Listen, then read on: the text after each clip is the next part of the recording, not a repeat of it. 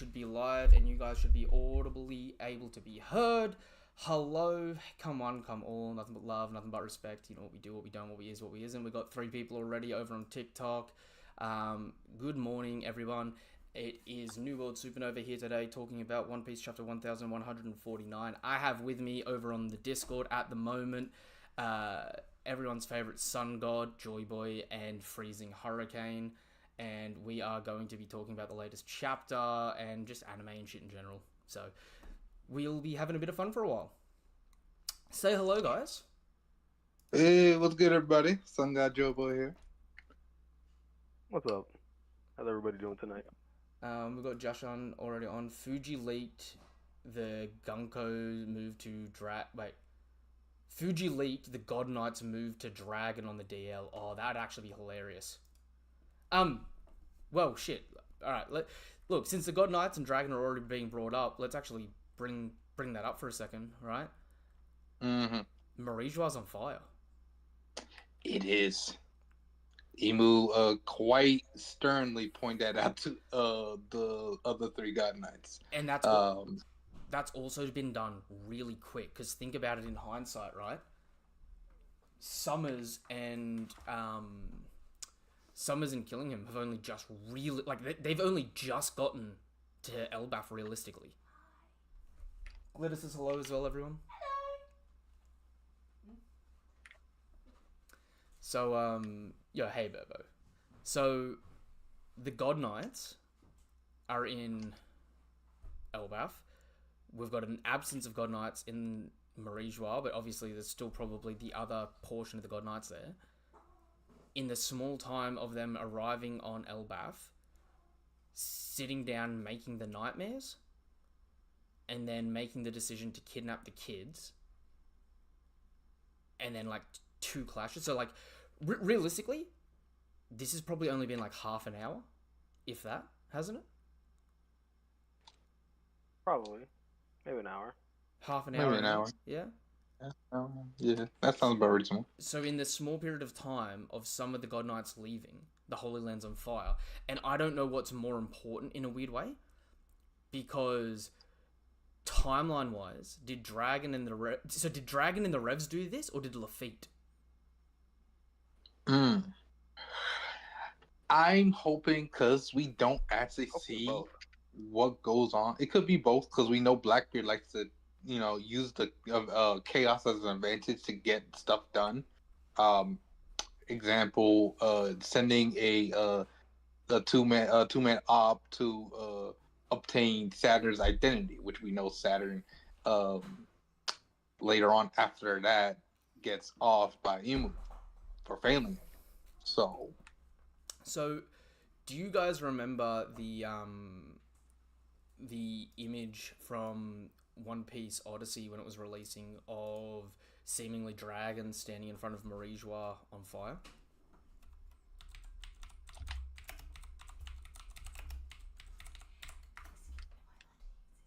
I actually don't remember that. I don't remember seeing Dragon standing in front of Mary Joa. I'm going to bring up the panel right now, and I'm going to put it in the chat as well.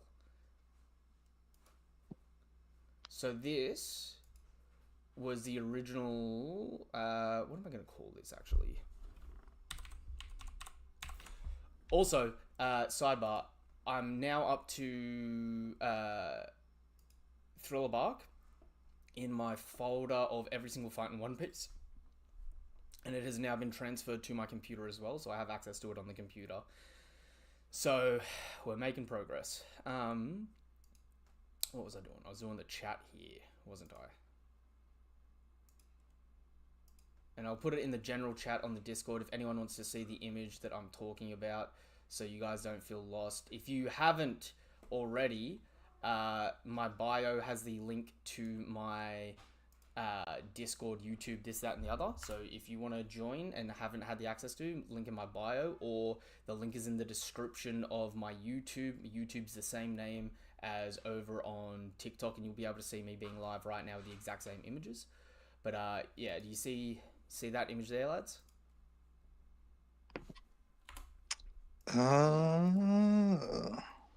Is it on the stream, or did you send it to us? I sent it in on the Discord. the chat for the live stream channel section, but I'll also put it in general so that anyone that's watching has the ability to look at it. So I did see it, and it definitely looks like actually the way they put it, he looks like a shadowy figure that or I won't say a shadowy figure, but like he's just like looking at it Well, like how any general would. General sit back for a little bit, let your army go first, before you step in and watch things like happen. yeah. So that's interesting. Yeah, so it's like there's a success that image is old now, right? That image is like, well, when did Odyssey come out? Now that's another good question. When did One Piece Odyssey release? Because this came out a year before the game released. Oh, Odyssey. Do I have Odyssey? It's the Turnstile one. Honestly, I started a game. Yeah, I do have Odyssey. I started it came out in 2023, January 2023. So this would have been around 2022 that this image released. Oh. So about 3 years ago, which I don't know. It is a it was a big thing, but the game never had anything to do with Marijois. Really? Okay. Outside of the Gorosei being in the game.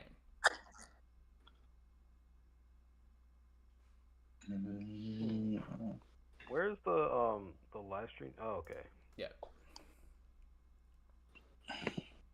Oh, so that's him. And above that's also those 2 feats that I was talking about off live of Luffy running through the steel cage and Brook falling through the ground. Hey, what are you doing? What do we have here? What do y'all think everyone at the bottom of Elbaf has been doing during these events? Honestly speaking, I don't have a solid answer for it. Part of me wants to say that they've sensed everything that's going on and they've just entrusted it to their teammates while they're trying to heal up Hoki because they're still not 100% sure whether or not Loki's a good or a bad guy. I think Luffy's death. Oh. No, you go first. I'm gonna bring up some panels of the last time we saw them just to get the context of it. Yeah, I was gonna say I think Luffy's definitely just doing the same thing that he was doing with Momo. He's just watching them, seeing them, and like testing other strength. Because the Pirate King can't have weaklings on his crew. Mm-hmm. And I think that's because. No, you can go. No, you go. I'm here for I'm gonna be able to spew my bull crap as much as I need to. Your guys' opinions are what's really interesting for me for the purposes of these lives. Yeah, I think it really goes back to what you mentioned earlier. I think you mentioned this a few days ago when it comes to Luffy being extremely upset with Usopp. I think that he's holding the crew to a higher standard, so they're gonna like rise up to like their true potential, similar that he has been doing, similar to what he has been doing to freaking Momo, and he's trying to like foster more strength in him. Which is what I think is super important because honestly, that's kind of what a king, especially a pirate king, should be. Like, it's not someone that rules over people. It's someone that inspires people to be their best them.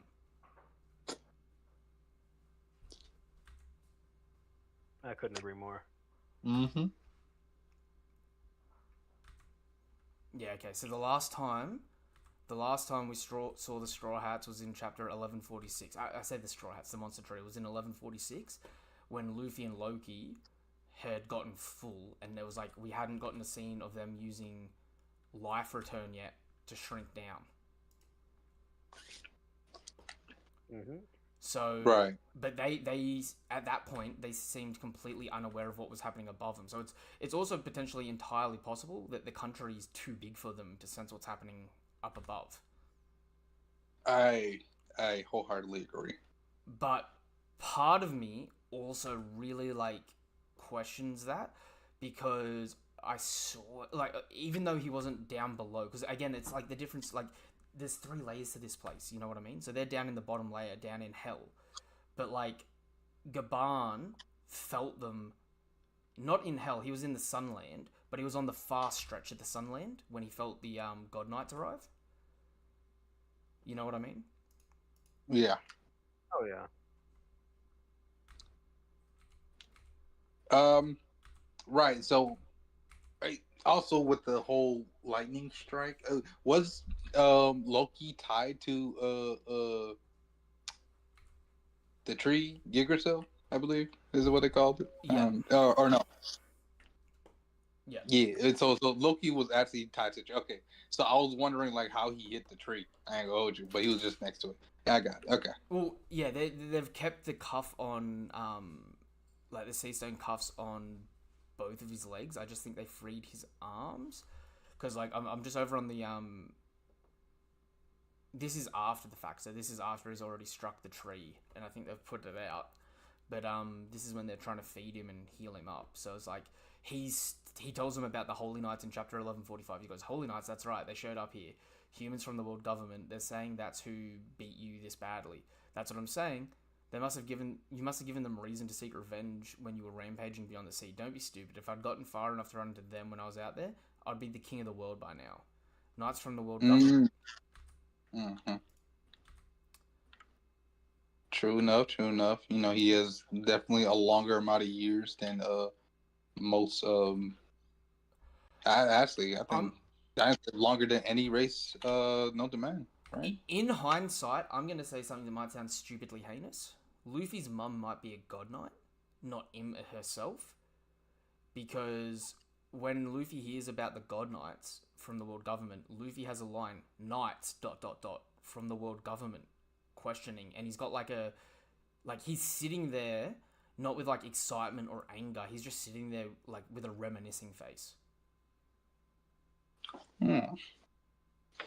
Although it's also possible that Shanks has told him about it. Like, remember how Shanks told Luffy about people from Snow Islands don't sleep? It's possible that like Shanks in the past, and that when he was with Luffy as a kid, has talked about like, the world government has their own knights and this, that, and the other, but like, not that he's connected to them.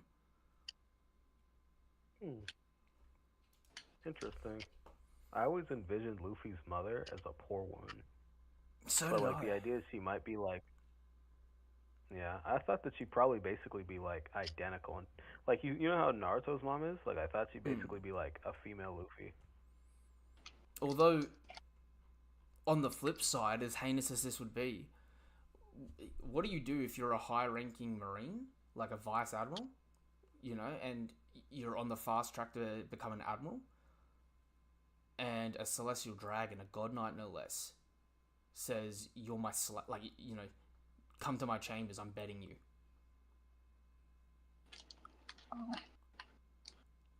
Do you I guess you just do what you do. you like yeah? Do you have the ability?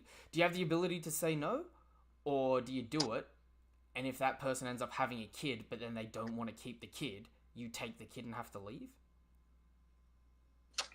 I think it's pretty much. I think it's somewhat like if the Queen of like England were to tell like a random dude that she wanted him back in like Shakespeare times, you just kind of have to do what she says, and then when she says go, you go. Or if she doesn't say go, I don't know.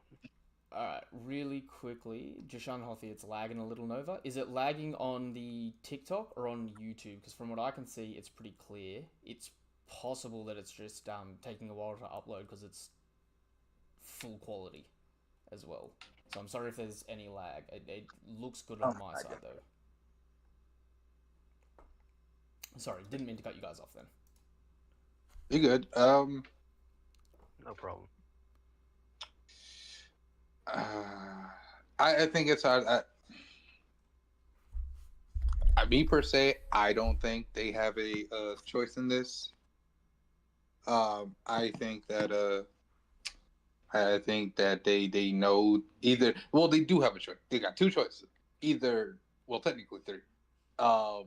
Either I let it happen, like you said earlier, and give up the kid to go somewhere else, and dip, or I go ahead and not allow you to do that to me, whether I just go ahead take myself out or let you take me out. one or the other, but like that depends on the choice of person because we know most people will never like want that to allowed, and they don't want to get um let's say you can get hit with the explosives on their on their collars.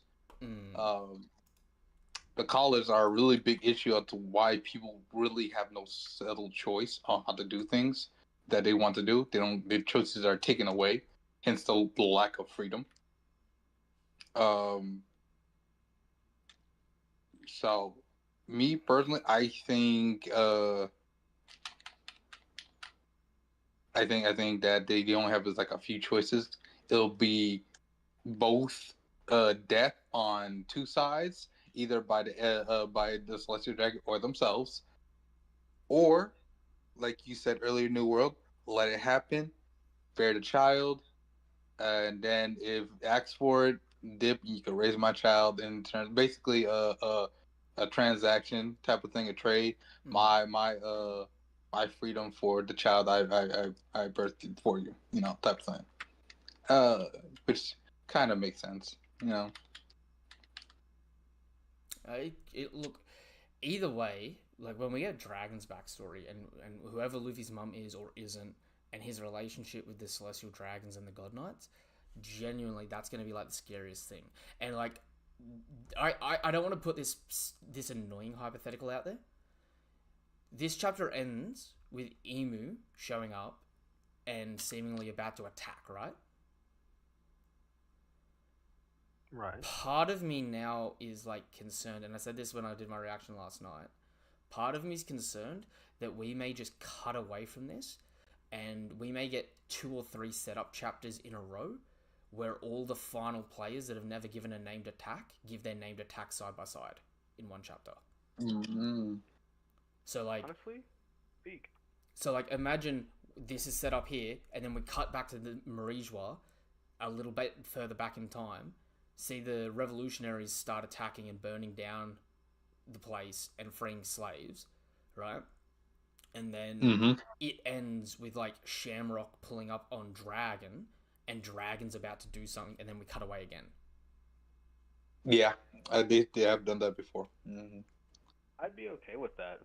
So like, I can see the frustration, but despite the hype of what's going on with Gunko, I feel like I can wait to see what's happening with Gunko and Emo in this chapter. Because imagine getting one chapter where, like, for whatever reason, we don't know what's happening around the world, but like, imagine in one chapter getting Imu, Dragon, Akainu, Mihawk, right?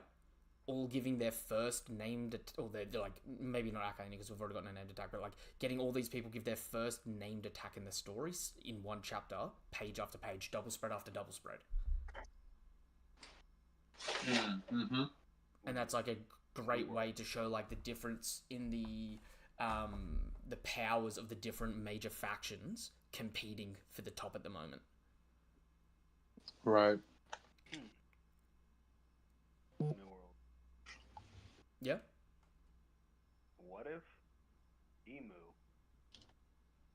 is fighting with everybody and destroying everything and about to unalive Luffy or whoever, and then we see the real Emu in the Holy Land, like hunched over a table or whatever, and then we just see Dragon or some other like high level revolutionary or a group of high level revolutionaries like hit him in the back of the head in real life, and that kind of snaps him out of controlling Gunko.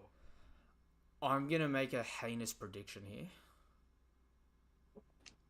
The Blackbeard pirates, who have been set up all post time skip with altercations with the revolutionaries, third party the revolutionaries assault on Marijois and drive the revs off.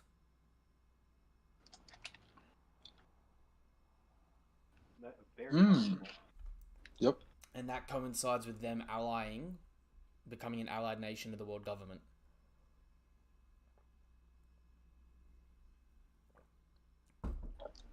Especially since they're coming there in their time of need. Because this is the time when the world government is stretched so thin that they might even need their help in that moment. Yep. And it's kind of fitting because like the real world Blackbeard sailed on the Queen Anne's Revenge, but was theoretically a warlord of the Queen of England even until the very end.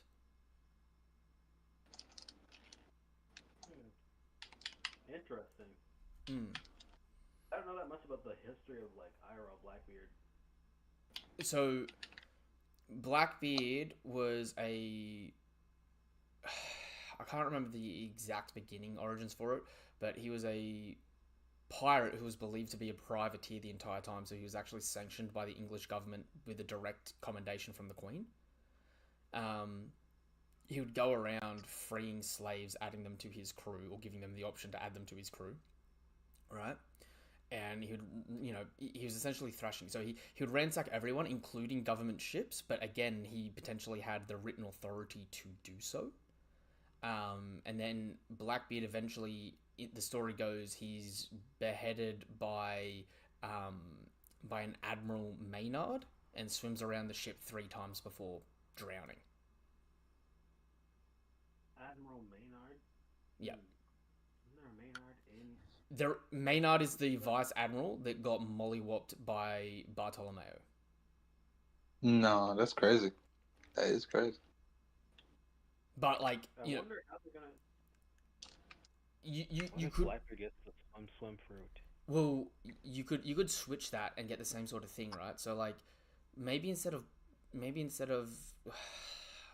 okay, there's no easy way to answer this, right? Because like Blackbeard is so clearly set up as an antithesis for Luffy that I'm like, he has to fight Luffy. But at the same point in time, he would be a perfect end series villain for Kobe. Mm-hmm.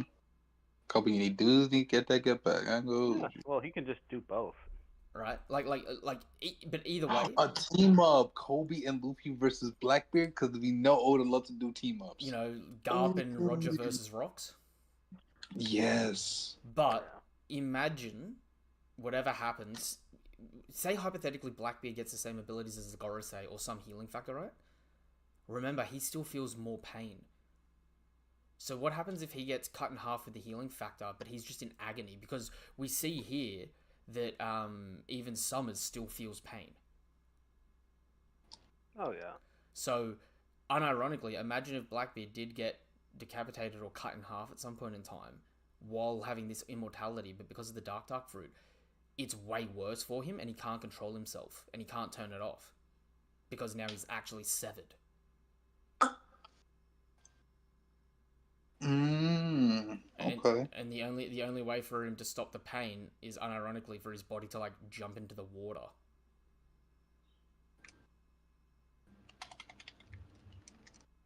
That could be, but then how's he gonna swim around? It might just be the flailing. So it's less about that it's actually the swimming and more that like the motif of Blackbeard was, he was beheaded and drowned. Because again, it's like, what were you saying then? Sorry, phrasing. Also, get a little closer to the mic. Sorry, it's just I can see it dropping and muting a little bit. Yeah, what if That's better. In terms of him being beheaded, like what if he gets beheaded and then something drags him around in the water 3 times and it looks like he's swimming? A Sea King? Yeah, like Shirahoshi and Kobe.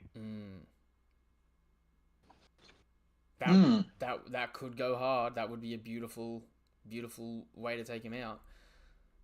There's just so many opportunities and so many potentials that they could take it though. Like there are so many like this is gonna sound really bad, right?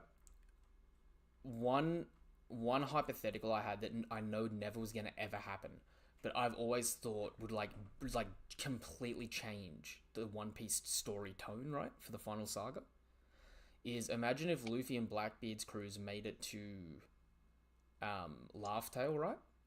But Blackbeard makes it without his crew, like his crew was left fighting the Straw Hats, right? And like, again, this is never gonna happen. It would be probably pretty bad in the story, but you know how like you know how sometimes you come up with an idea in your head and you're like, that would be ridiculous. Yeah. Imagine a situation where the One Piece is up the top of like a white set of stairs, like you know how with like Roger and that, like the whole area was like so bright you couldn't see the background. Damn. So imagine Blackbeard walking down from the top of the stairs, having learnt the entire Void Century. And Luffy gets to the bottom of the stairs, and he starts running up. And remember in Impel Down how they have like a similar scene, and then Luffy squares up ready to fight? Mm-hmm. Luffy squares up ready to fight, and Blackbeard walks past him like what Luffy did to Big Mom and Kaido. Puts his hand on Luffy's shoulder and says, "It's not what we thought."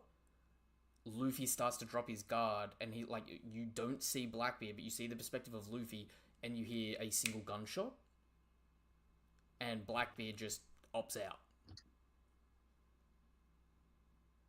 I mean, unalive himself. Never, Crazy. never would happen. But imagine the story that made Roger laugh. Blackbeard betrayed everyone his whole life to get to it, and that was his reaction to finding out what the story was. It'd give a whole different twist on it. You know what I mean? That's a genuine W writing choice, but that's so fucking dark. That's so dark. The show was dark. It is. The general premise of One Piece is it's dark on the inside. I know it's dark on the outside, but we have to feel the happiness inside. Because if we don't feel happiness inside, it's just dark in and out. I know they would never do it, but like it being such an important character that's hyped up in so many ways as well, that everyone thinks is like some grand mastermind, and him just having like that sense of pure, there's nothing I can do in my life, nothing's gonna matter. I wouldn't say never. I just feel like it's extremely unlikely. I still think that that's a possibility. It'd be wild though, wouldn't it? Like no one would believe it. Like, I would be screaming after reading that chapter probably. I don't get that emotional reading manga. I reckon, it'd be crazy. But like, okay, sorry, shifting gears back to the chapter and the stuff relating to the chapter, right? So, Holy Land, right? I know people have been speculating for ages, especially with Lewis Arnott. Don't spend too long in Elbaf because it's easy to lose track of time. Right. Do you think that theorists were right that time's working differently in Elbaf, and that 30 minutes to an hour that the God Knights have been here may be a prolonged period of time in the rest of the world? It would make a lot of sense based on how Imu decided to come here himself instead of, or him or herself, or their self, instead of just letting them deal with it just because Summers got knocked down. Yeah. It'll also explain why he's for half an hour.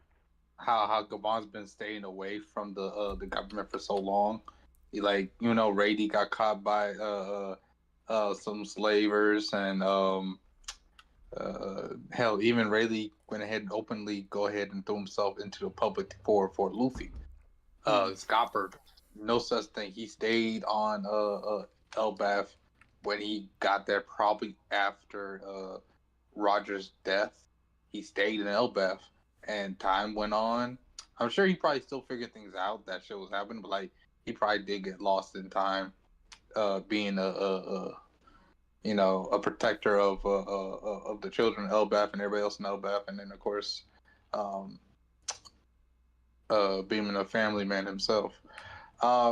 My question is, do you think that Scopper Gabon has interacted with Shanks on Elbaf? Yes.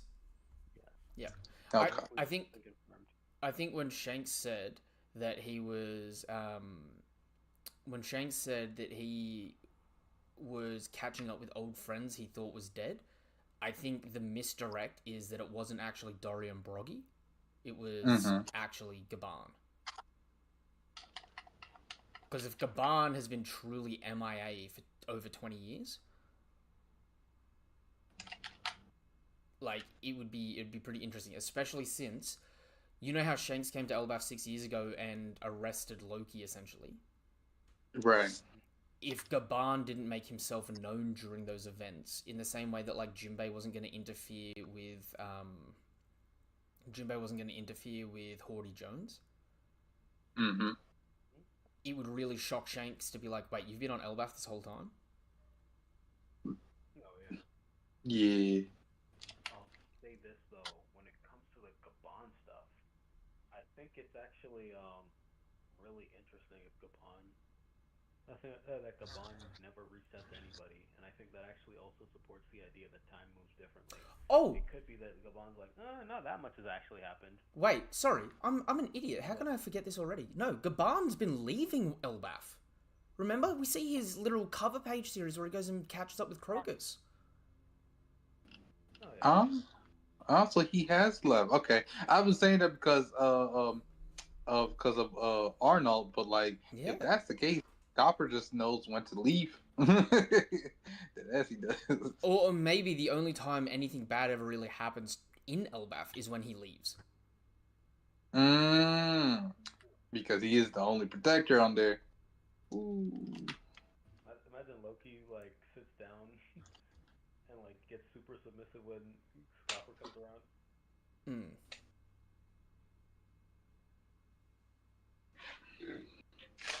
Yeah, sorry. Freezing gets quiet when he moves away from his mic, guys. Sorry. The chat's going like, Freezing, we can't hear you. That's alright. Sorry, let's say, imagine Loki gets super duper like submissive and like he just doesn't really put up a fight or do anything crazy when Scopper's around because he knows he's gonna lose. Probably true. Yeah. Feat shown by Scopper. With Black Lightning was able to go ahead and incapacitate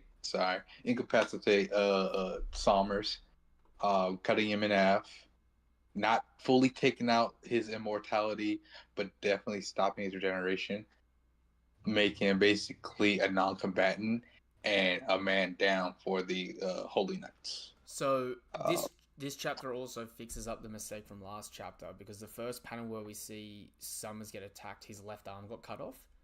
But then after that, and then all in this chapter, it was his right hand that got cut off. But I love that Gaban blitzed Summers 3 times. He blitzes once, cuts his hand off.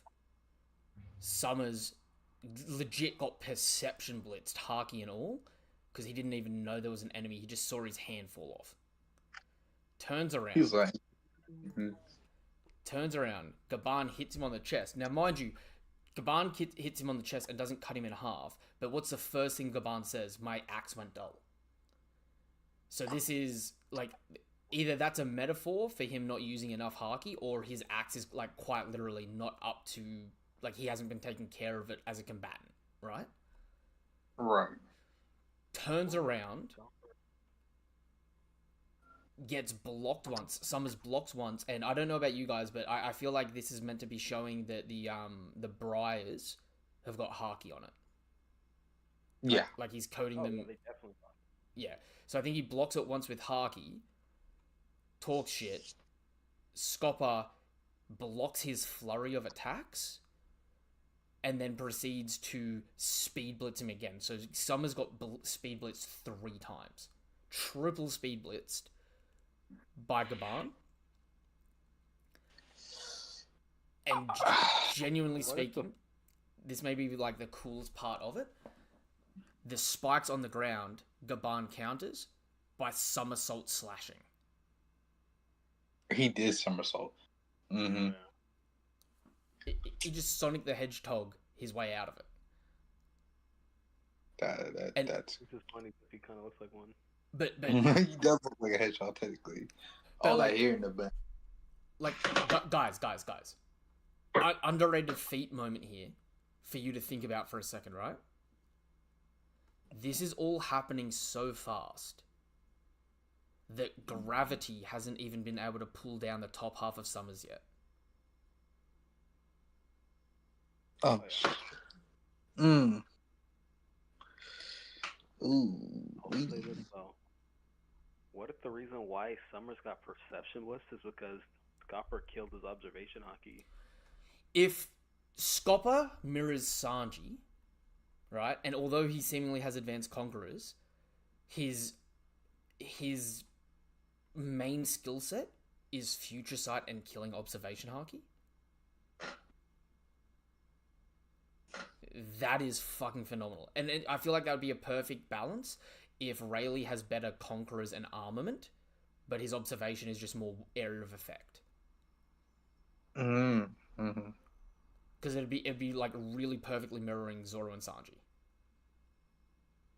And it would also make sense who could have taught Shanks the ability to kill someone's observation haki.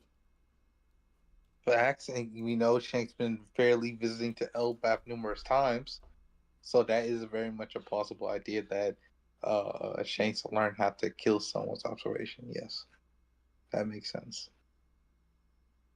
And like, I know it's hard. Oh, sorry, you go freezing. But also be close to the mic. Don't forget that. Sorry. Yeah, sorry. Is it crazy to say that if you're right about the idea that sensing an area and seeing the future are just inherently different ways that somebody could like develop the peak of their observation haki? Is it crazy to think that maybe Zoro would be better at seeing the future because he's already got like the directional illness, like he's directionally challenged, I'll say? I don't know. Part of the reason why I say I don't know is because we've already seen Sanji have a pretty damn good precog. Whereas Zoro, like, you know how people like to bring up the Pika scene of him sensing Pika as really good precog?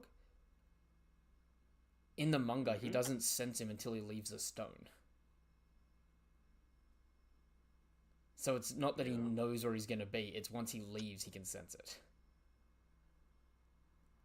So I think in Zoro's case, Zoro probably does lean more towards, like,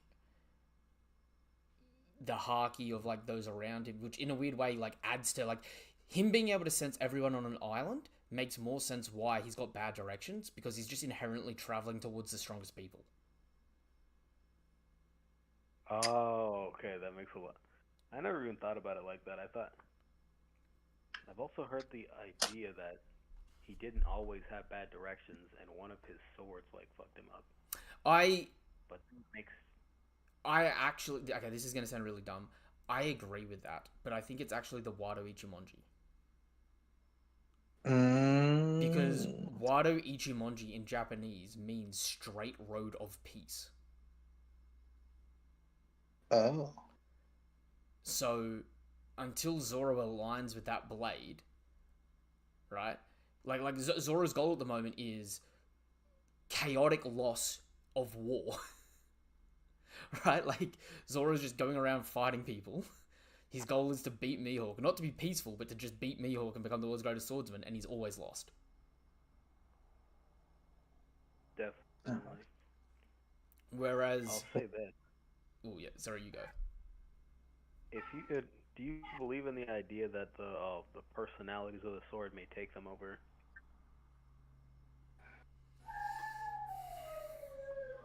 I don't think the personality... Like how there's like... I don't think the personality of the sword takes people over, but I can see the possibility. Like, Hakuba is a great example of this, right? But I think, like, I gotta be cautious with how I word this, right? Because I don't want it to sound like I'm like shitting on a whole list of theory that's got a lot of credit to it. I think the will in the sword can be overcome, but I don't think the will in the sword can ever overtake the wielder of the sword.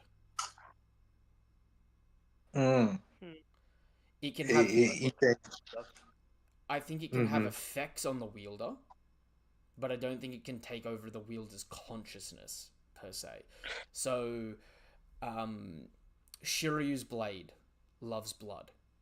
So Shiryu feeds his blade blood, which is part of the reason why he's got, like, such a, you know, heavy unaliving anyone that's nearby. Yeah. When Zoro gets the Sandai, he like, you know, when he's in Whiskey Peak, how he comments how it's cutting and, like, aiming for people in a sense that he doesn't want to cut? Yeah. It's not taking over him. I think it's just, like,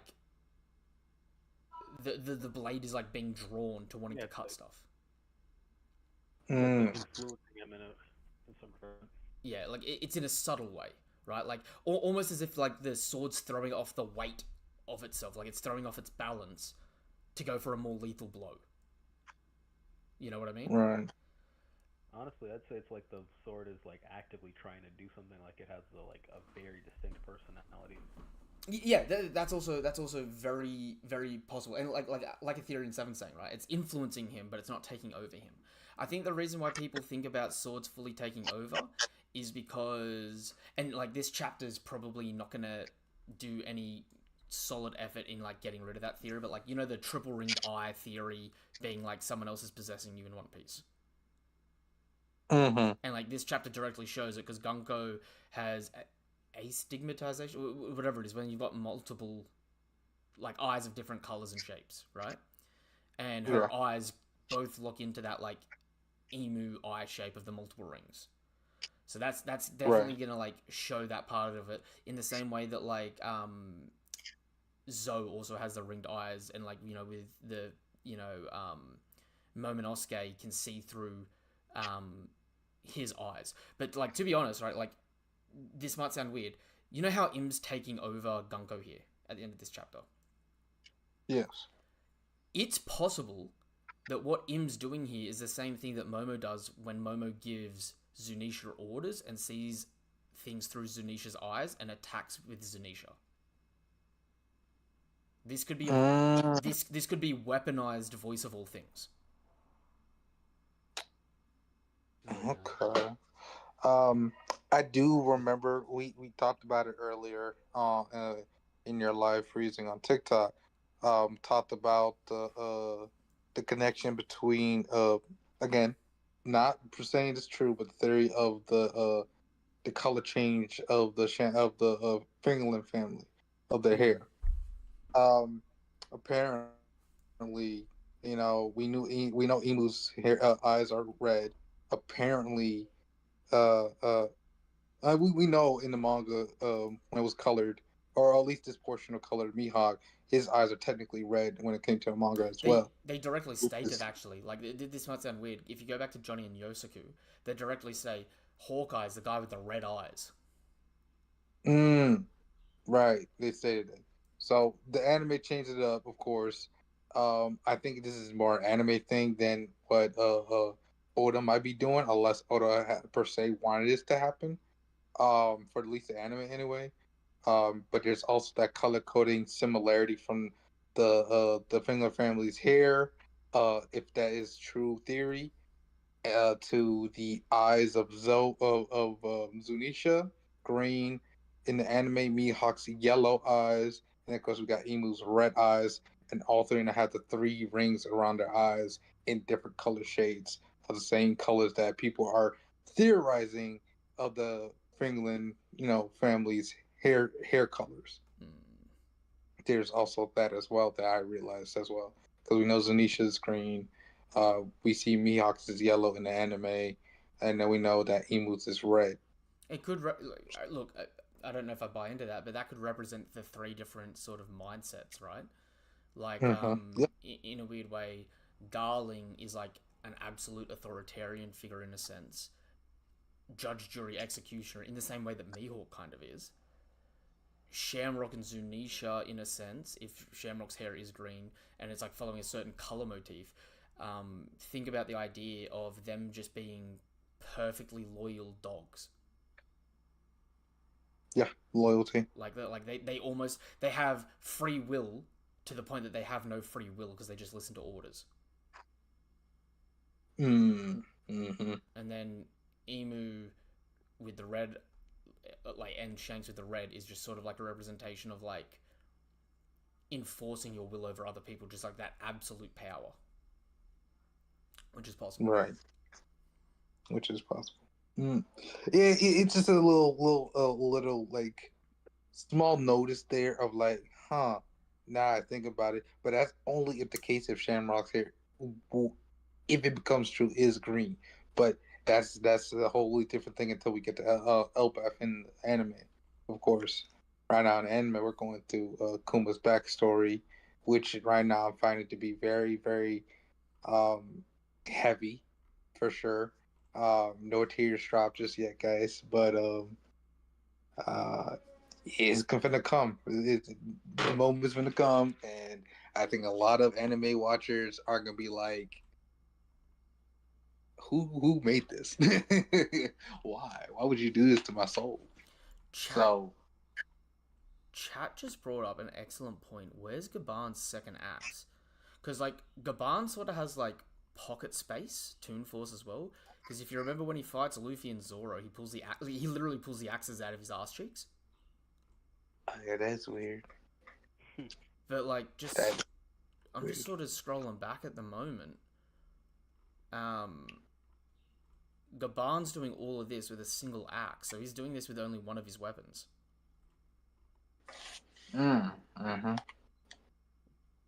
And even when we see him with Ripley, he's only got one of them at the moment. Interesting. I wonder if he's hidden an axe somewhere else for some other purpose. Because something else that I noticed, you know the scars that Gaban has over his face? Yeah, they look like fire. I was looking at that earlier today too. Well, the thing that I noticed that I think actually brings up the craziest thing for me, in this chapter when Gaban has that little flashback to Colin being born, he's already got the scars when Colin's born 20 years ago, but he doesn't have the scars in the Odin flashback. So between 24 years ago and 20 years ago, he got 2 scars on his face where he got fucked up. Could it be a result of Loki, by chance?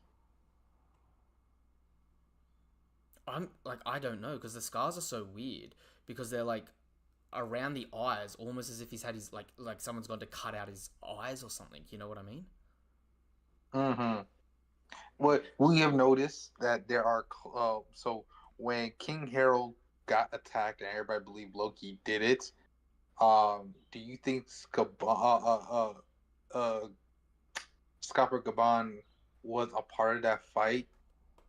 Because we know Loki saying that he technically wasn't the guy that did it. He'd be like, I wouldn't like just outright, off my father.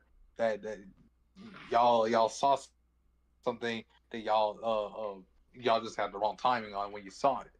But do you think that Scott Gaban might partake in that fight of how King Harold passed away, or do you think something else might have happened and Loki suddenly was in the wrong place at the wrong time as well? I think Loki and Jarl were on the same side, which is why the Jarl doesn't actually react negatively whenever Loki's being brought up.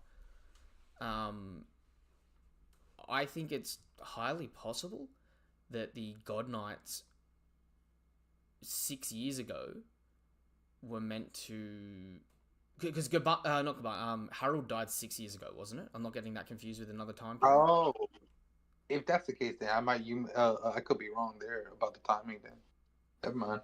No, because I think after Harold died is when, after the fact, Shanks shows up and then they end up capturing Loki, because that was like the last straw, right? Mm-hmm. But it's possible that 6 years ago was meant to be the time period when the Giants were meant to join the world government. And what ends up happening is Harold hasn't prepped them to be warriors for the God Knights like he was maybe promising them. Because he may have been promising them one thing because he didn't know how to handle them, but was plotting something else behind the scenes. Right. Like how Big Mom's caretaker, what's Carmel, her face? Mother Carmel. Yeah. About how she was per se trying to get the kids ready for being partaking into the world government. Yeah. Because remember, Mother Carmel was allowed to live on Elbaf because of Harold and the Giants. Mm-hmm. But she was because Harold was with yeah, that's connected. You know what may have ended up happening in hindsight? Mm-hmm. In hindsight, Carmel saves the new giant pirates with the exception of Dorian Broggy. The new giant pirates come back to Elbaf and bring Carmel back to Elbaf with them. In the few years that Carmel's living on Elbaf, she's selling orphans off to CP. When Cypher Pole starts getting these kids in that, they start also negotiating for some giants that are maybe orphans. That's when, remember, John Giant is the first giant to join the world government. Right. So Mother Carmel may have opened that up. Harold finds out about that with Mother Carmel. But he, like, if Harold goes against Mother Carmel, who's like a hero to the giants at the moment, it doesn't work in his favor. And he doesn't necessarily have the means to fight back against the whole world government, right? Right. So he may have to, like, inherit her really fucked up contract, and he keeps delaying it, saying, yeah, we'll get there, I've just got to do this and this first. And then 6 years ago, Loki and Jarl find out about it, and Harold may have been unalived by God Knights, but begrudgingly. Like, you were promising this, this, and this, you haven't prepped this at all, we're going to have to get rid of you, and someone's going to have to take your place. But for 6 years ago, nobody took his place, which is weird. Because Shanks ended up interfering.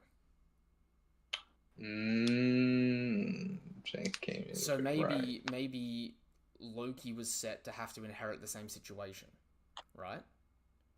Right. But, Loki's not going to buy for it, but maybe he was just in a position where he couldn't do anything about it at the time, so he like the Jarl here is agreeing to burn the schools and the history for the kids. Loki may have been in that same situation in the past, or it may have just been the Jarl got given the same thing. And the Jarl's sitting there going, I brought Mother Carmel into this country. I started all this. This is on me. Right.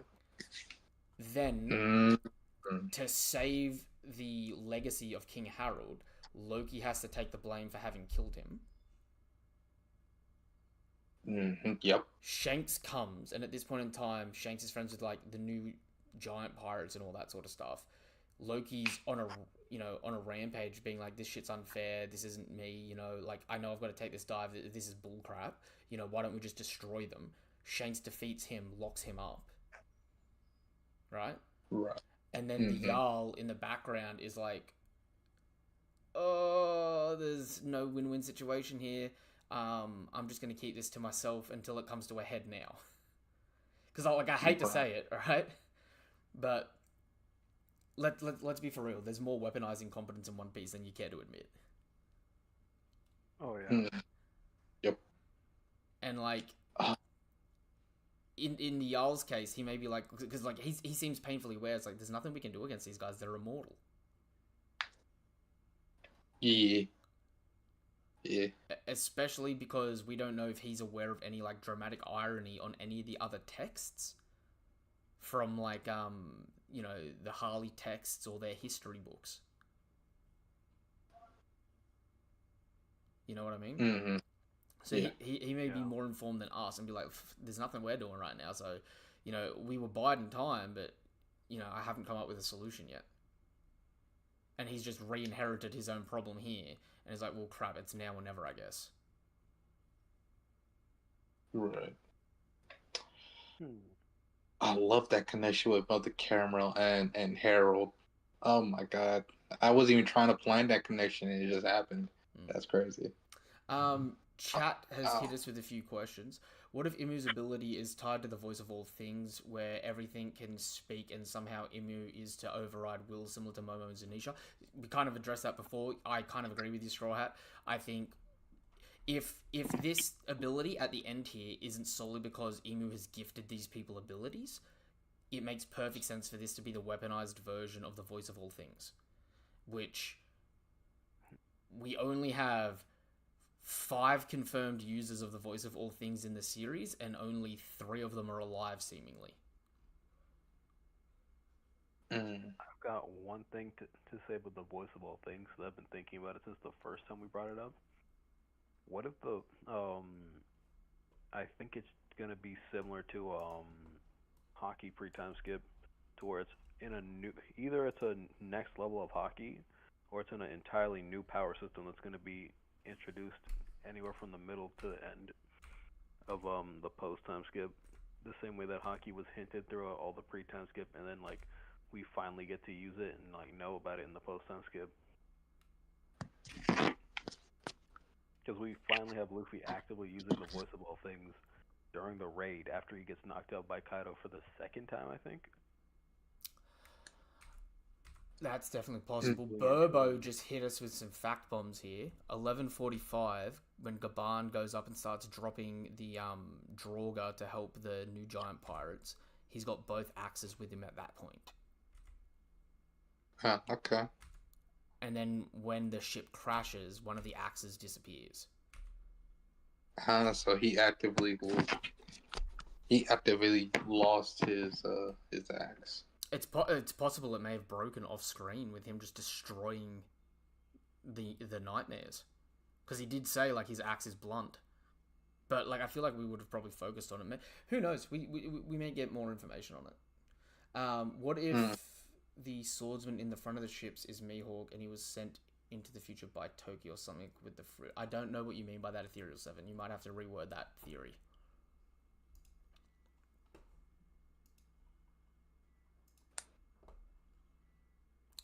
So,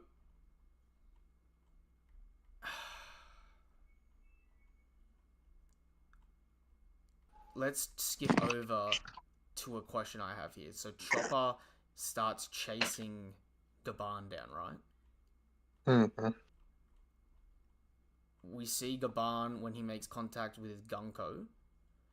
Air swing and miss, and Gunko like speeds through, burning up the air on one of her arrows until she gets to Colin. So like they move at the same speed as each other, and then we see Gaban run up that same arrow until he gets shot off, and when he gets shot off, he just falls off the arrow and off the branch, right? The branch. Mm-hmm. Which, by the way, you got to think about how wide that branch is. So, like, him getting shot by those arrows literally shot him like 70 meters to the side. Yeah, that's a big old branch. But on the page where he's falling off, the smoke trail we see from the side running off the tree, is that meant to be Chopper, do you think? Did Chopper jump after him? Or is that supposed to be like him getting shot off and it's just not shown the best? I wish both my phones were dead so I could take a look at it. Yeah, I need a second look at it.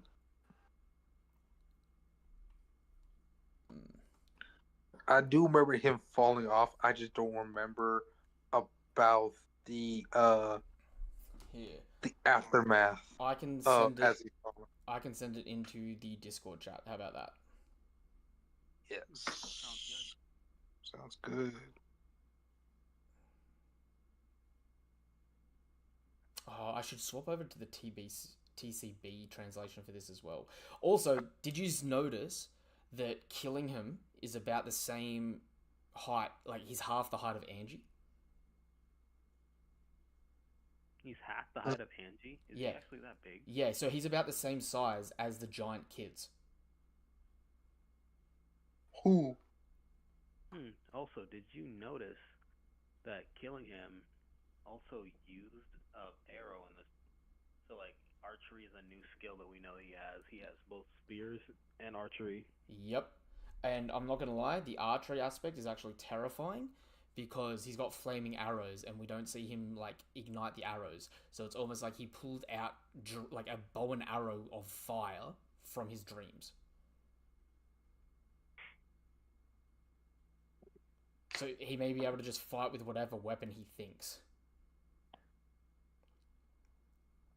I like that idea. What was I showing you guys? I sent the image of him falling off. And I think there was something else I was going to show, but I've forgotten it.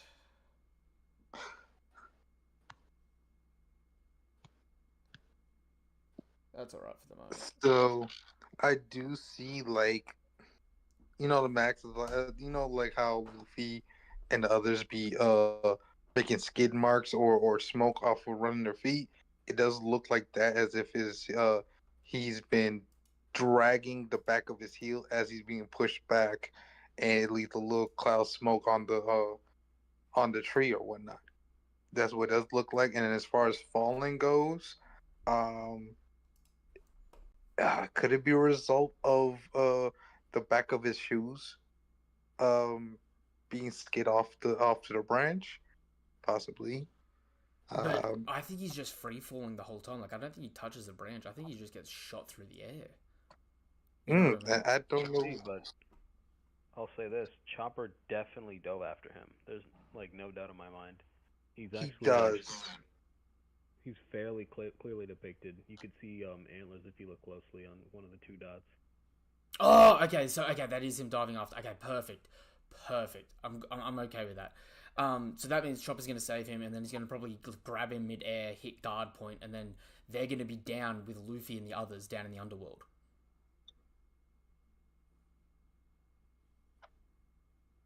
So Damn, how big is that drop? Is that like a Kaido level drop? half a Kaido, a third of a Kaido.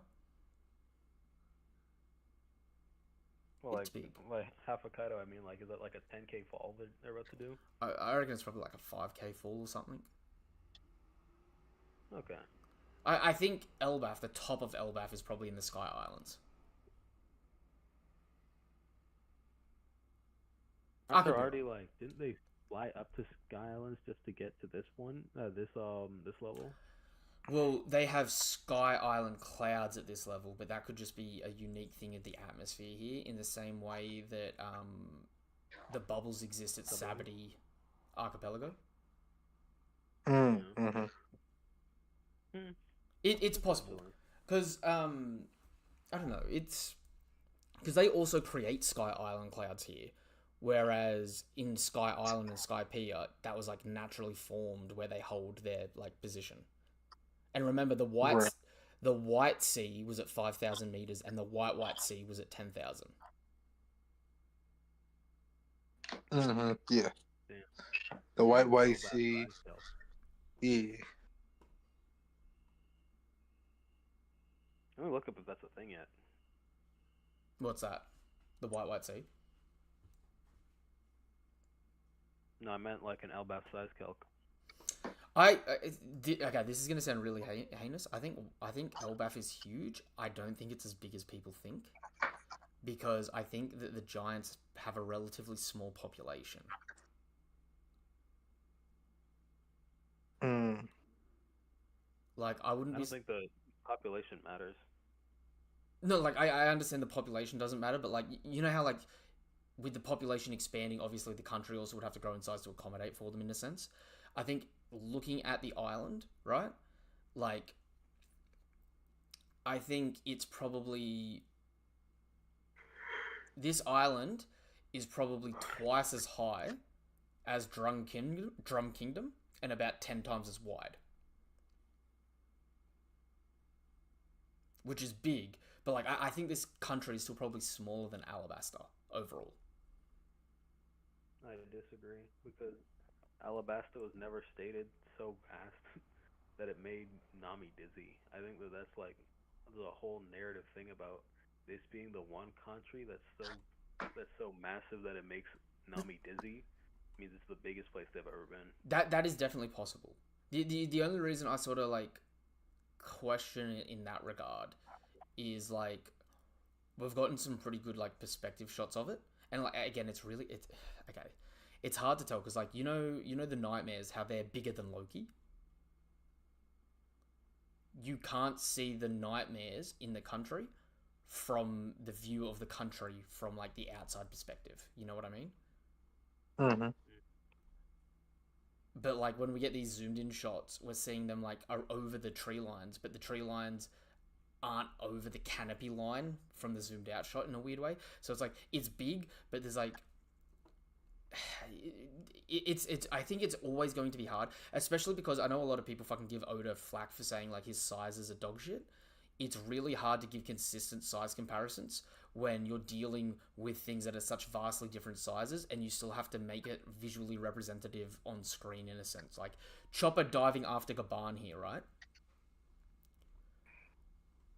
It's like you draw two dots falling through the sky, but like you said, one's got antlers, so you got to make one detailed enough to sort of make out the difference between the two of them, even though realistically you probably wouldn't be able to see them compared to the size of the branch, you know what I mean? You're right. So I think it's a double-edged sword. It might be me reading too far into it. I kind of...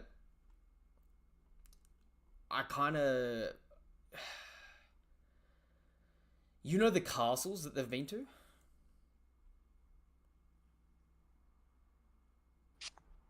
Yeah, the castle. Like, there's the one that Harold used to live in, and then there's the one where they were captured from Road. Oh yeah. Like, I didn't even really count that one. those two... It's like, Oh, the toy. Those two castles Oh, yeah. were like a couple kilometers in size. Right? Because, like, they've got to house the giants, and, you know, they're multi-story, and we get some, like, odd perception drops. I don't know what's happening. The internet's cutting out. Sorry if you guys are watching this over on TikTok. I can see it jumping around for a moment.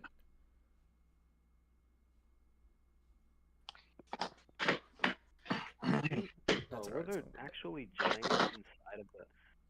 Let me look back at the early chapters of Wano. Were there actually giants inside of the toy box thing that Road was in? There weren't. I thought Road was the only giant.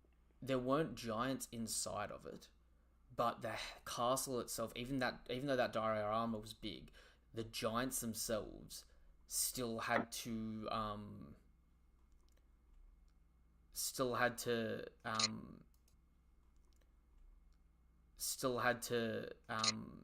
live in the castle, because that was just Rhodes' room in the castle, if that makes sense. Oh, okay. I know what you mean. There was a castle that okay, I forgot about that. There was a castle that they were inside of. Yeah. That was, yeah. The whole room was inside of. Yeah, and so like when you start scaling the size of that, it's like it's big, and everything's big because it's the same argument I have with Dressrosa being huge, because it's like it's got to physically fit. Like Dressrosa and Wano houses are bigger than normal houses because they're fitting people of an average height of 3 meters. But yeah. like, you know, the average height of the giants is like what, like in the 20-meter range? Golly.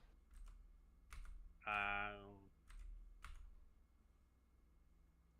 feel like you're not getting giants like below 50 to 60 feet.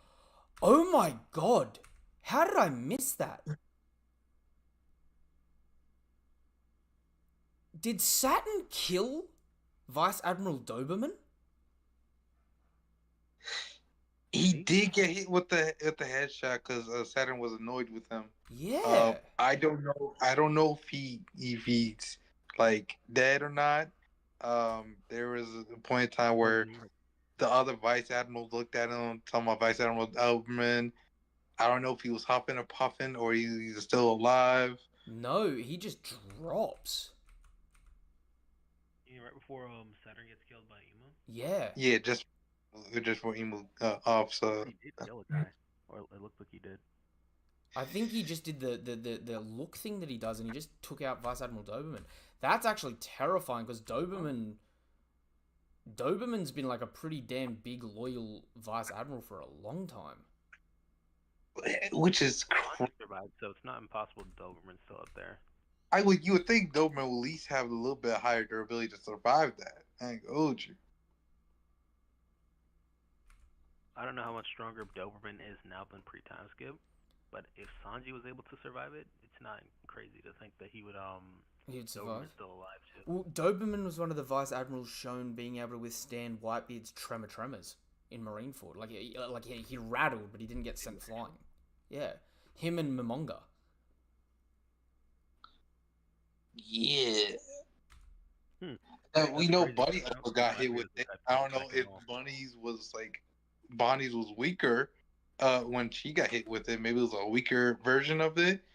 But like Bonnie definitely got hit with that as well. I think he can definitely control it, but it's one of those things where it's like, I just don't remember. I don't remember him getting wasted like that. Because remember, I just recently went through Egghead looking for feats for the guys, and I didn't think to look after the arc ended. Yeah. Mm-hmm. Yeah. No, it sounds like, dog, you annoying me. I'm utterly stressed and I'm pissed. You know what? Um, Forget you. just looking at the beginning of Wano, remember there was like the giant animals in the Lego set as well. Like they were giant Yes, there compared was. to the Straw Hats, but they still would have been like pet size for the Straw Hats.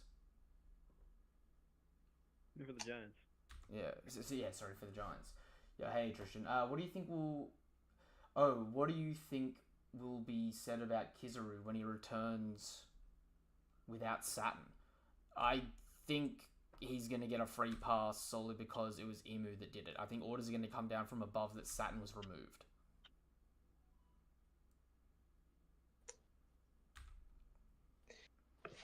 Like weirdly enough, I don't think Emu blames Kizaru for it. I think he just blames Saturn. Usually when it comes Kizaru got his. usually when it comes to sorry, sorry, freezing. No, just saying Usually you go first. okay.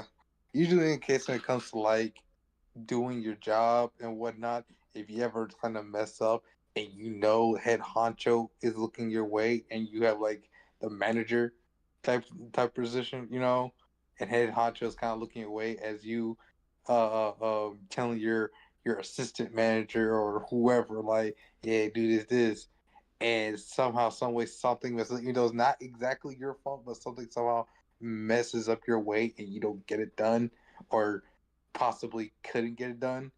Um, and usually you would think you get blamed for this, right? But end up the head honcho goes look at your manager, be like, "Why are you allowed this to happen?" and never look your way.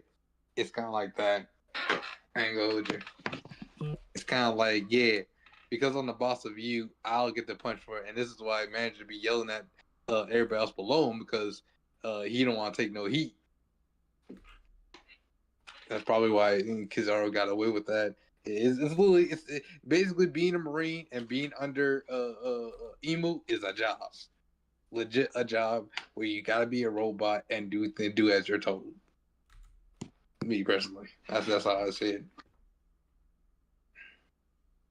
Don't I'm gonna look at the ranking orders to say, hey, why did this not go as way it should be? I'm gonna look at you because you're supposed to be a leading example and you lead them and you failed. Especially when you was on site. You was on the ground. He was supposed to get things done and that didn't happen. Um I think Saturn failed in quite a few times where he had chances to go ahead and actually be very successful. Instead of going ahead and taking your time with Bonnie, he should have immediately went ahead and took out stamina drained Luffy on the ground. Even after Frankie saved him, you should have kept going after him. You knew he was Nika, you knew he was Joy Boy, but you kept your focus on Bonnie, which was also weird. Don't know why you do that.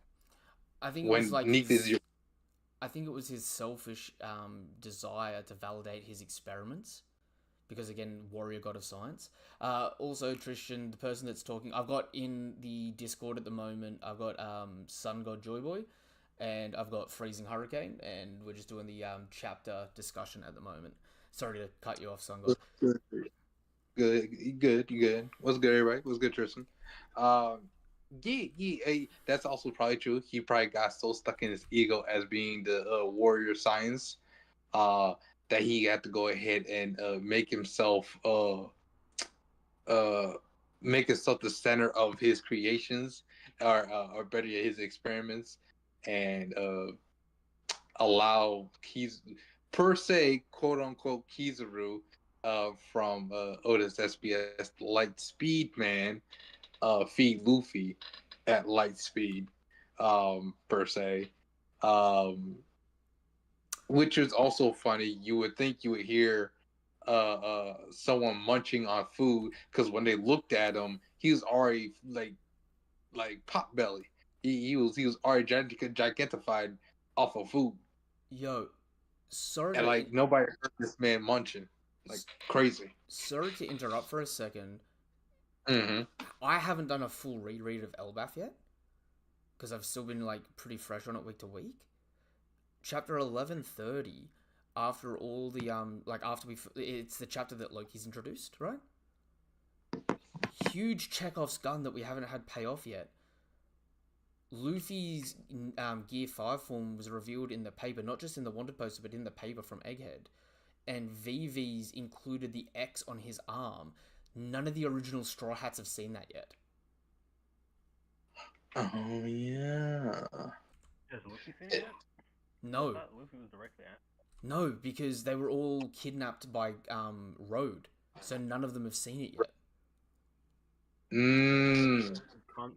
Do you think that they're gonna see it too late and go to Maurice while looking for Vivi or something? I think it may cause them to hesitate after this arc.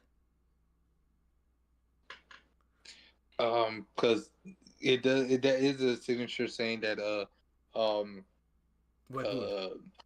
We're still allies. Yeah, we're still allies, and then two, it's also telling them that what was I gonna say? That's how Vivi went ahead and interfered with Morgan's per se truth of what he wants to print out.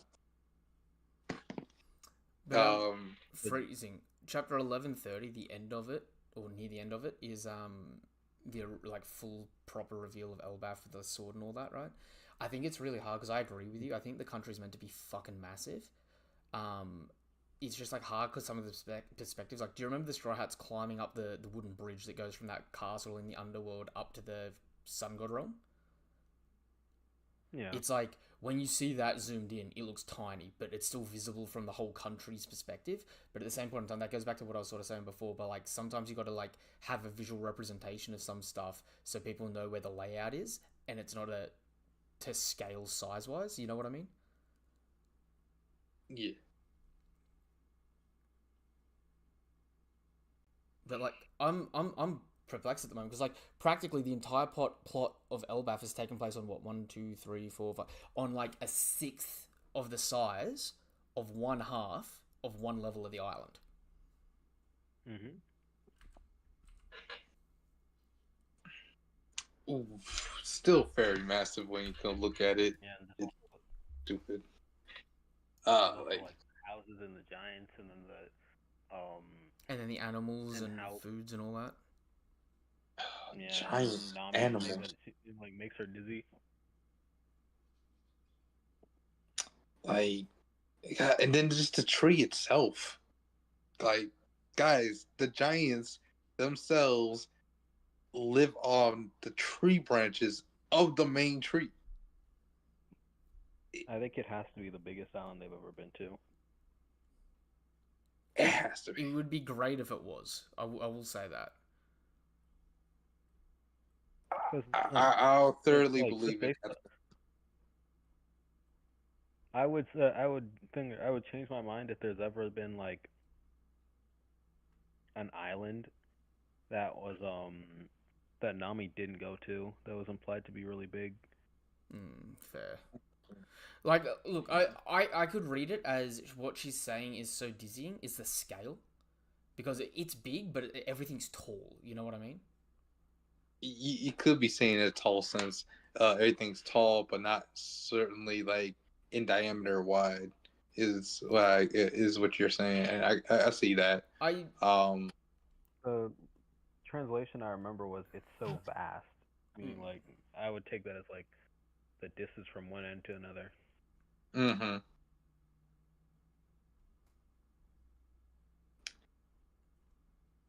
Yeah.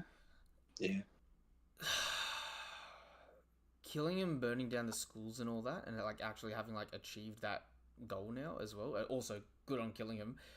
Dude's got a dead eye with the bow and arrow. Oh Right? yeah. Um, but we now have multiple branches of the Adam tree on fire, technically, because like all the schools and all that are on the tree branches. Yes.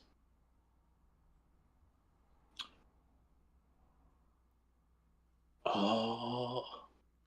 Will the Giants have to fall off? Will the Giants have to move off the tree if the full top of the tree gets engulfed? I'm genuinely wondering if all the different fires and what Im is about to do is going to destroy the Adam tree. Or at least, like, split it in half. Ooh. I feel like we can't split it until we've seen like the God realm. What if there's a god up on the top in the God realm that's gonna fight Emo? Which realm are they in now again? What's the realm called They're in that the they're in Sun now? Realm. There's the Underworld, the Sun Realm, and then the top one was it Heaven or whatever? The God realm, God Realm? heaven or God? What if there's just a Really? god there that's gonna come down and fight Emo? It's like, what are you doing in my house? Oh no. It was really called the God Realm? The hell? Wait, so like none of the Giants ever went to the top? We haven't seen the top yet. They've probably been to the top. It's just they're probably not allowed to go up there. Since it's supposed to, Oh it's my inside like Because a that's divine that heaven place. that God Realm is like where I still sort of theorize that maybe there's a pathway to the Sky Islands, and that's like this guy. and that this is the summit of High West. That is crazy. What the hell? It makes sense that the highest part of that tree leads to it ain't already like high as hell in there. It's not 10,000 feet in the sky high, but you could definitely catch a sky island coming floating by for sure. Well, Can you imagine? Tori and Bragi get whooped, and they're like, "We need to go get the god," and then they go down to like find Gonfall, like Gonfall. Go. Part of me still believes that Elbath is right under Burka, or right I next love to that Burka. theory. Burka. I really hope that's true. I think that's a really good theory. We need because I ain't gonna hold you. I listened to one of your videos on TikTok. And you did mention Burka, or someone mentioned Burka. Actually, it might not be your video. It might have been someone else, but they talked about Burka, and I was like, "What's the Burkan race again?" Because like, what they consist of, or is it The a vassals. lesser? We know about 3 Birkins, as far as I know. Maybe more. We The 3 that I know off the top of my head would be Enel, Uruj, and Oh at least one of the guys from Weatheria that taught Nami. yeah. also Okay. also arguably the vassals. That's And those vassals, but they could also have come from any Sky Island. right. I heard basically I heard some interesting information about the Burkas and Nell and whatnot. So apparently Arouge came from said Burka, same place from That's where Nell is.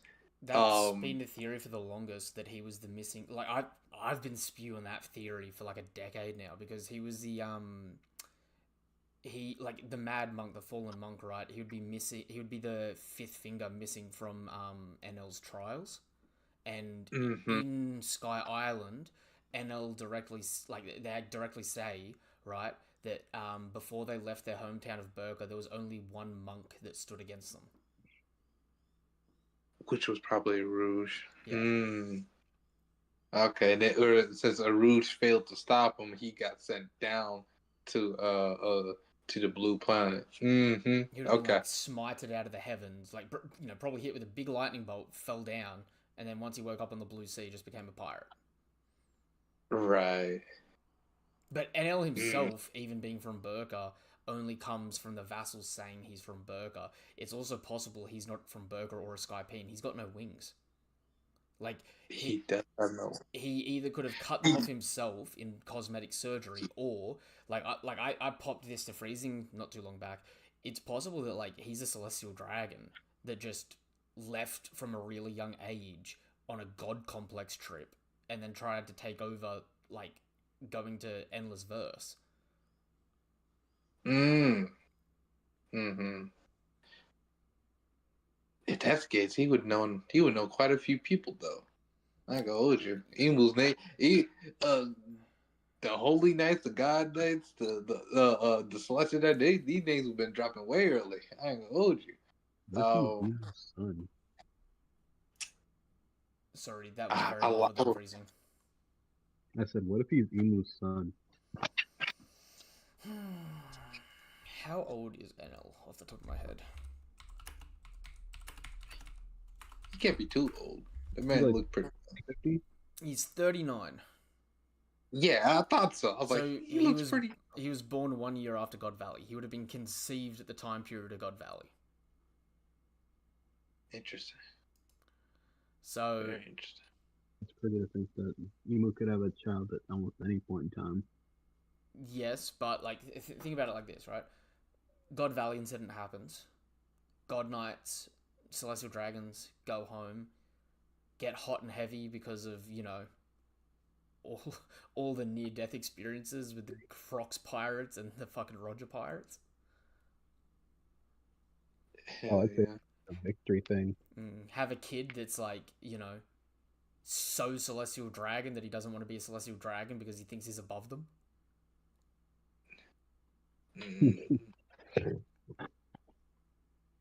Honestly, he'd be my favorite character though. That he was like a celestial dragon that looked down on celestial dragons because he thinks he's so much better than the celestial dragon. Well, Maybe he's seen Emu and he's like, if you're gonna be a god here, maybe I should be a god somewhere else because I don't like the fact that you're a god over me with this complex and all. So he's like, you know what? I want to find another place where I can be god at.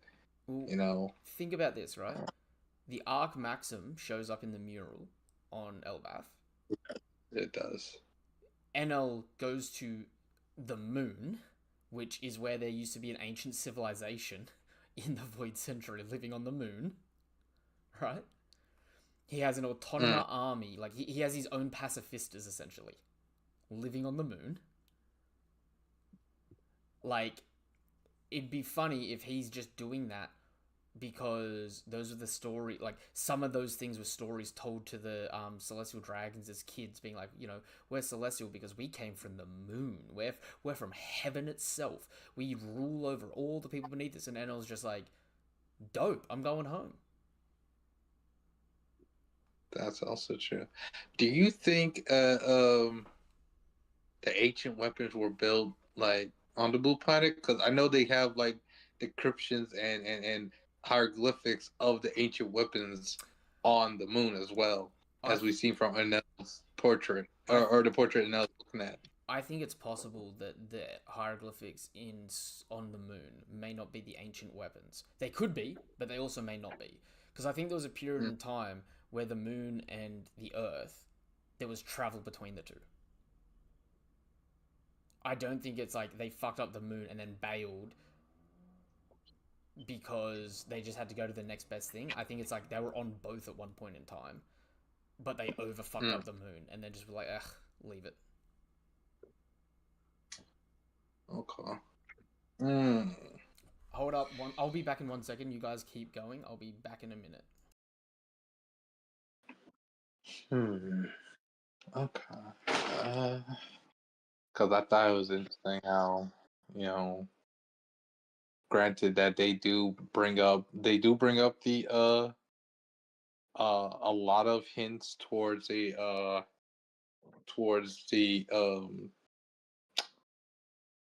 what they called it, the world serpent, the earth god serpent. They go ahead and bring up the what's it called, the sun flame, the eternal energy source, on the moon and other contraptions.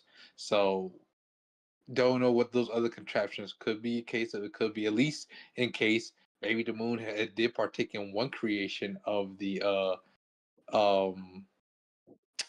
what's it called, of the ancient weapons, a weapon that allow you to freely roam the skies and travel in between space, in between the moon and the blue planet.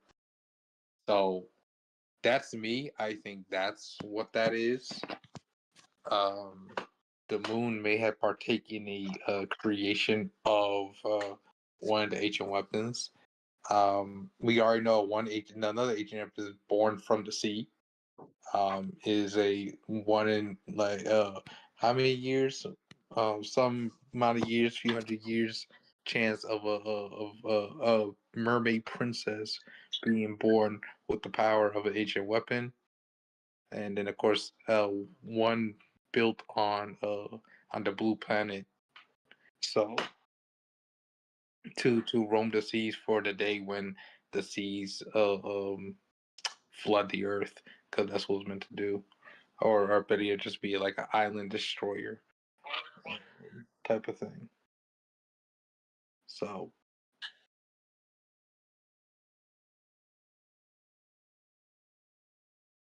it's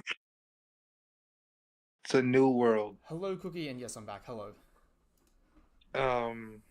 What's good, Cookie? It's a new world. It's I do you think that the moon did partake in a creation of a ancient weapon and then have it sent down to Earth, or could this ancient weapon still be on the moon? Because do you?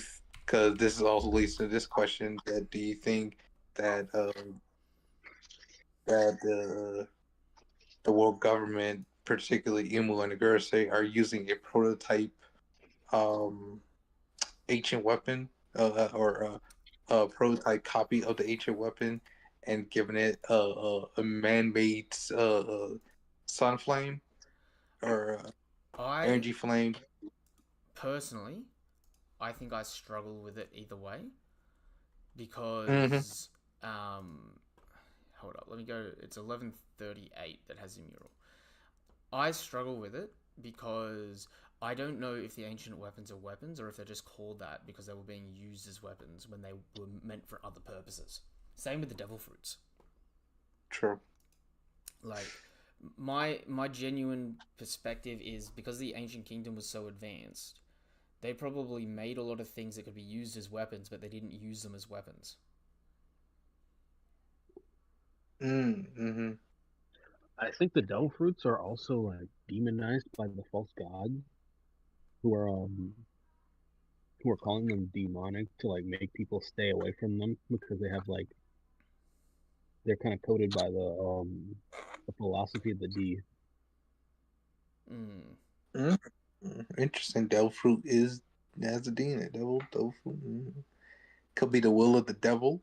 Oh, who's the Because, devil though? alright, Probably not. chapter 1138 is a mural. The last page of it is that mural, right? Like, looking at it and, like, being honest with it, right? There are so many different ways to interpret it. I don't think the mural has anything to do with the third world. I think it only has to do with the first and the second world, but it's possible that it only has something to do with one of the three worlds. You know what I mean? Mm-hmm. The thing that I sort of look at is like there's so many different ways to interpret different sections of it, but like if you look at the right hand side, you know the okay, starting off at one point, you know the part that they say kind of looks like Zunisha the elephant. Yeah. Staring at that really hard, it does kind of look like Zunisha, but at the same time, it looks nothing like Zunisha because up the top of it, you have like what looks like Imu with oars, like boat oars, like rowboat oars. You know what I mean? Yeah, but we also know it also partake in this battle that long ago as well, and it does look like, you know, the shape of it looks like an elephant. It also looks like a ship that's inside of Zunisha, which is also weird. So it, I it might be that it might be that the Noah is in between or behind the ship. I think it's don't like, know. yeah, foreground or background. I'd say the Noah's closer to it. Berber, I can see your messages. Sorry. I'm also curious about how tall the person was who owned the giant sword in Elbath. I think we're looking at it in the mural here. Over on that left-hand side, that giant creature that towers over Emuth and, Loki's giant ancestor. I think that is the dude right there that would use that sword. You know what I mean? If that sword wasn't just Sun God Joy Boys himself. You know? I can't wait to see the creatures that hold these gigantic weapons, like the sword on Onigashima and the sword on Elbath. Like, I hope they're like rivals or something, and we get to see them fight in the flesh. That'd be amazing. It'd also be interesting if, to fight this giant thing in the end, Nika stretched all of his allies to be tall enough to fight it. Like, gigantifying everyone.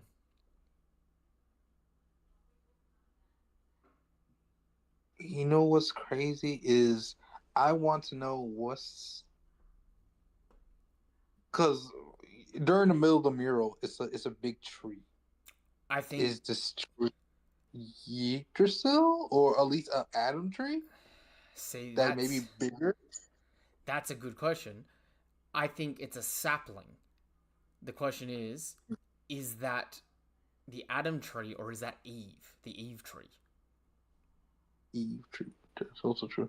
And then, of course, my second question is the dragon atop of the, per se, Eve tree or Adam tree fighting off against the Earth God Serpent, this world serpent that we are believing can wrap around the blue planet as the red line. I think that is meant to be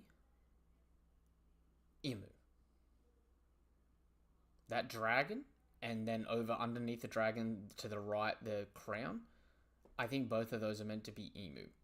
I think Celestial Dragon is quite literally what it is. Yeah, Phil, that's Sun God. Sun God and Freezing Hurricane are over in the Discord. What's good, gang? Oh, Burbo sent me another message. Oh yeah, Burbo did a good job. Burbo zoomed in, and that is 1,000% Chopper jumping off after Kaban. Good stuff. Wait, Chopper can't fly. Why would you? But so you know on the right side of the mural that energy source that it looks like they're lifting up, bringing it up out of the ground, and it's getting bigger. Mm-hmm. They also have those at the top of the mural, up in the sky with the moon and the other planets, and then over on the left hand side, in the floating around the left hand of the giant creature. Right. Interesting.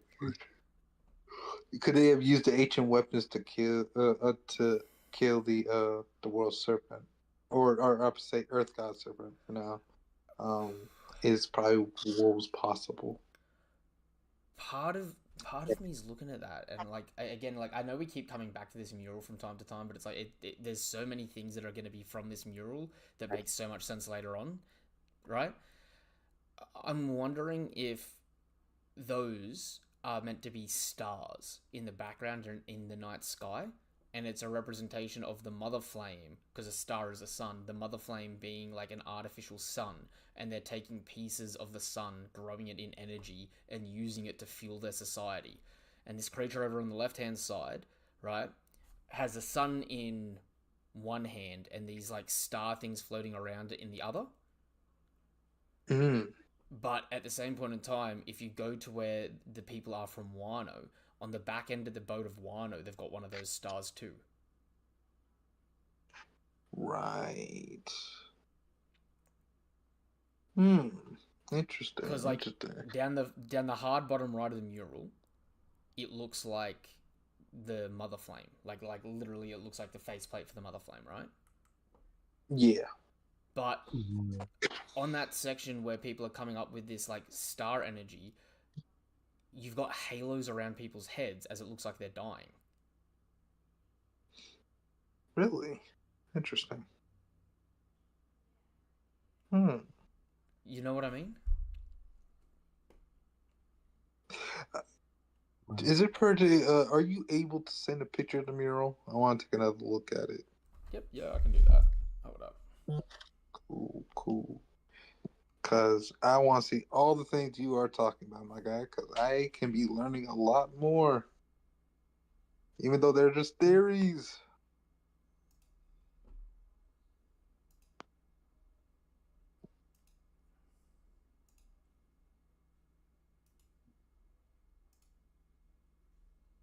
Because this is an entirety of a massive world with a massive story and a massive timeline that consists of an empty space and then everything afterwards. And there's so much going on where you try to connect dots, like making a timeline for One Piece from going all the way back to the voice entry, whenever the One Piece ends.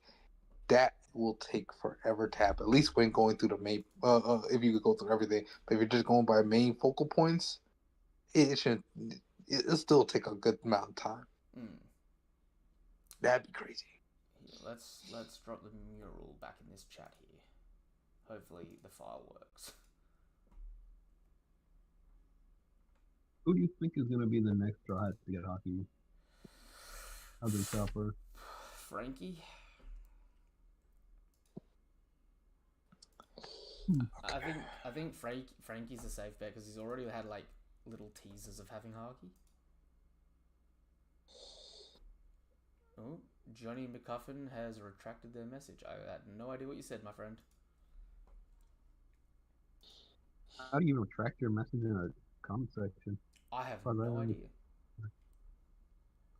But Sun God and Freezing, in that chat now, you should have the mural accessible if you need to see it. But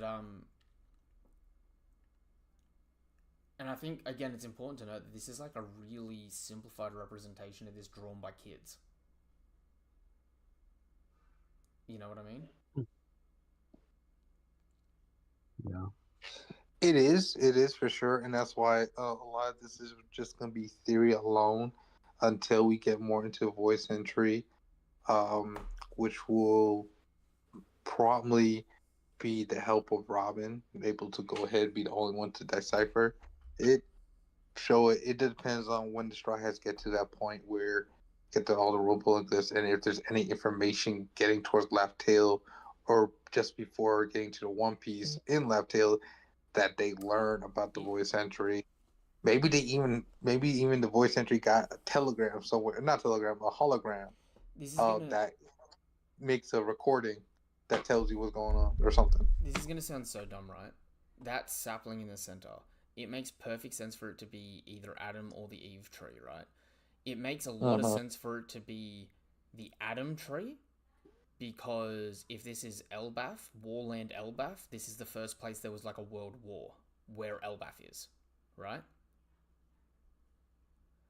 Except there's two massive important things to consider about Elbaf and this being like the first war. First things first, if this mural was drawn at that point in time and it's on the tree, right, then it like in a weird way it's like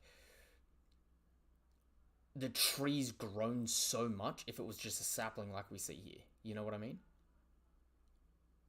Yeah. But if this isn't Elbaf and this isn't Warland and the progenitor of war here, it makes a lot more sense for this to be in Marijois, where the top of the Eve tree is, which we haven't had it been revealed yet. And like that's kind of why like the factory and all that sort of stuff is like red over on the right, because it's like it's part of the red line before it got wasted. You know what I mean? Before they start to like hide the truth about it. Because like in Marijois, they've got like really high tech built into the ground that they just don't acknowledge. You know what I mean? No.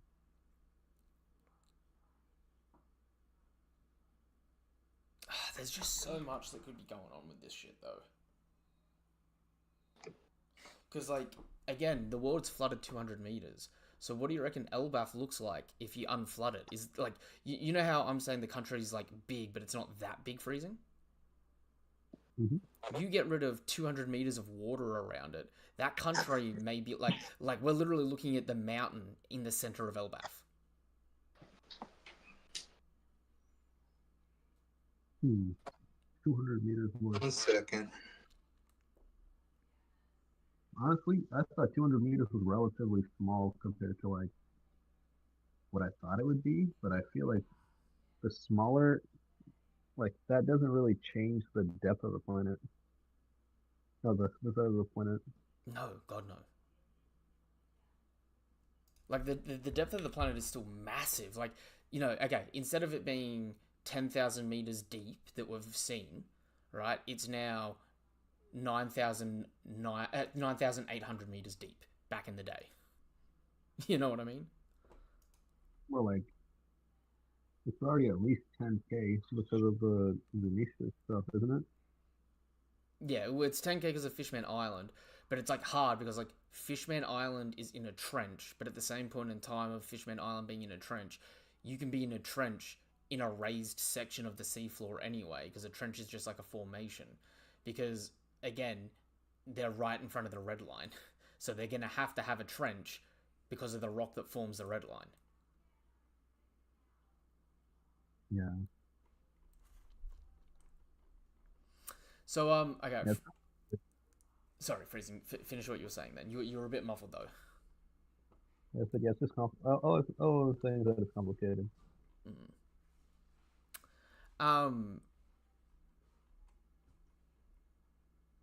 Might shift focus and talk about the combatability of the God Knights here for a little bit, and then ask you guys your theories for next chapter. And then what I might do is I might wrap the live up for the discussion, and either freezing, you can go live again if your phone is charged, or I might go live again through my phone, and we might put up some fun versus matchups and that. Okay. Sounds not good, yeah.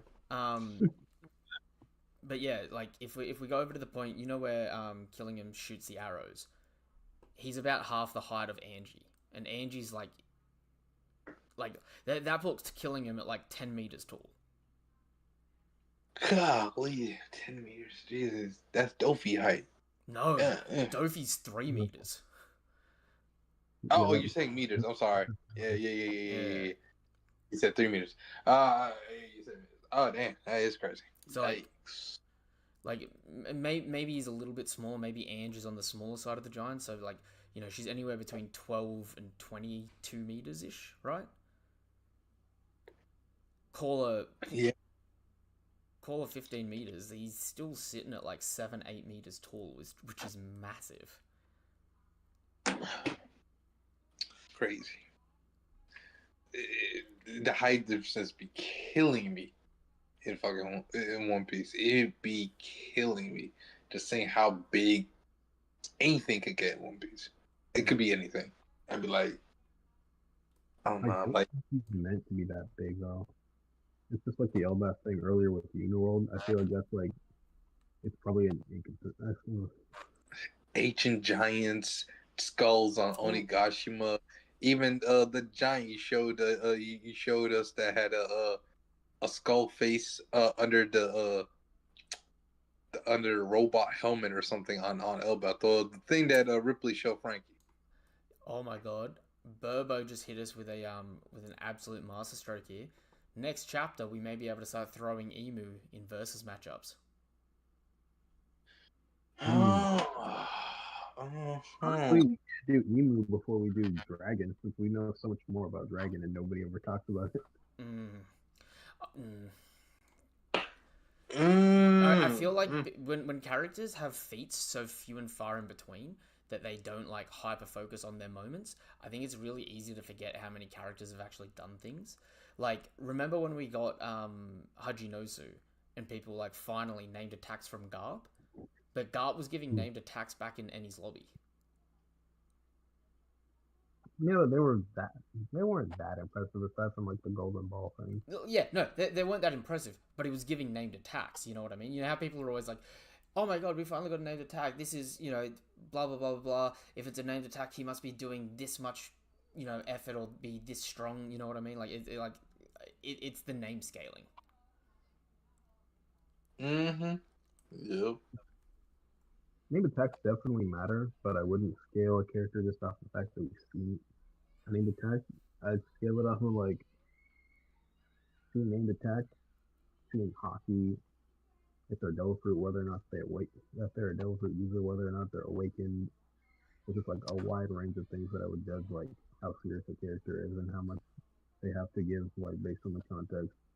Like with Summer, I don't want him to be like Boa's final opponent because I feel like he's been somewhat devalued by getting split in half by Stopper.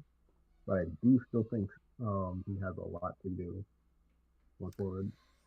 I think Like, Summers is going to do a lot more before the end. I don't think Summers is going to be Boa's final matchup, but I think he's a good, like, he fits a good representation and motif of that, like, love and hate. You know what I mean? Oh, definitely. Look, I don't want to turn it, like, I'm of two minds about it, right? I don't want the God Knights to start going down that easily, especially when they've been just introduced. Like, I feel like we need to keep them as a reasonable fear factor for a little bit. But at the same point in time, if one of the mid-tier God Knights dies because of a former Roger Pirate going all out, and, like, he dismembered him, but he didn't, like, unalive him, but say they just abandon him, that's also, like, not the worst thing in the world, because it's, like, one of the top 3 strongest people from the strongest crew in history went all out. And yeah, they beat him, but it was like they beat him but couldn't keep him down. You know what I mean? Mm-hmm. I think it works well in both ways. Even if he got blitzed 3 times over, like, he still managed to block attacks with his Briars. It's just like he doesn't match the full power of it, which also breaks my heart a little bit, because it's like I'm sort of looking at Summers here, and I'm kind of feeling like we're missing some pretty evident Haki feats from your boss. Oh yeah, I think before a top tier goes down, they're gonna have to do at least one impressive hockey feat.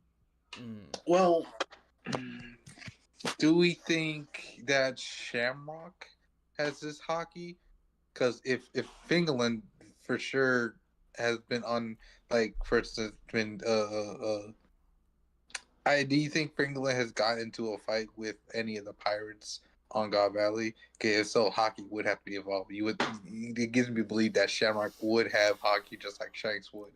So, Fingerland, is it just... I think Fingerland and or Garling in the last 18 years, from 24 years ago until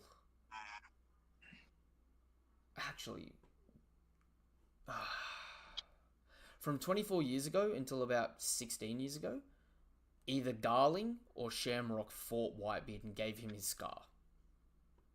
1 to 2. Mm-hmm. So yeah, okay, and that's another direct way to tell you that you would need hockey to fight these people. But in a weird way, I think it's like, okay, this might sound like I'm giving something to people that haven't shown anything, right? I think, you know how Big Mom and Kaido just had, like, lots of good Haki passive? Mm-hmm.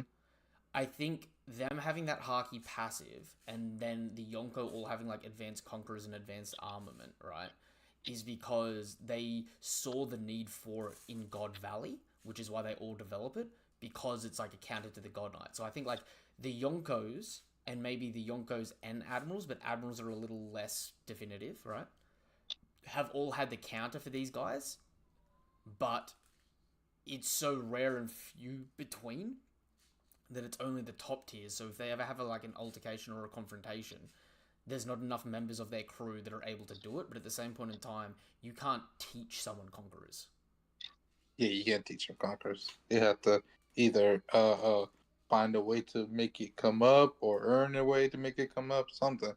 But if you're just not born to have it, you're not born to have it. And, like, it's a double-edged sword, because it's like you could have someone like the Rocks Pirates have a bunch of Conquerors Haki users, but because of that, they're all infighting, so they couldn't achieve their goals. Whereas you may need, like, what the Rocks Pirates were, but in perfect synergy, everyone with the same goal and dream to really like combat the God Knights. Right. And not even with just their goals kept messing with each other. It was also the fact that their goals just didn't align with their leaders. Yeah, yeah. Their leader had a different goal from their goals, and that's the reason why their goals doesn't work well with each other, because they don't work well with. As we know, it's the opposite of Luffy's crew. Each person's dream corresponds with Luffy's dream at the end of the road. Nami goes and finishes the world map. In doing so, Luffy gets the One Piece, or some of them even may come after the One Piece. Do you think what Gaban did here is the same counter that Garp used on Marco in Marineford?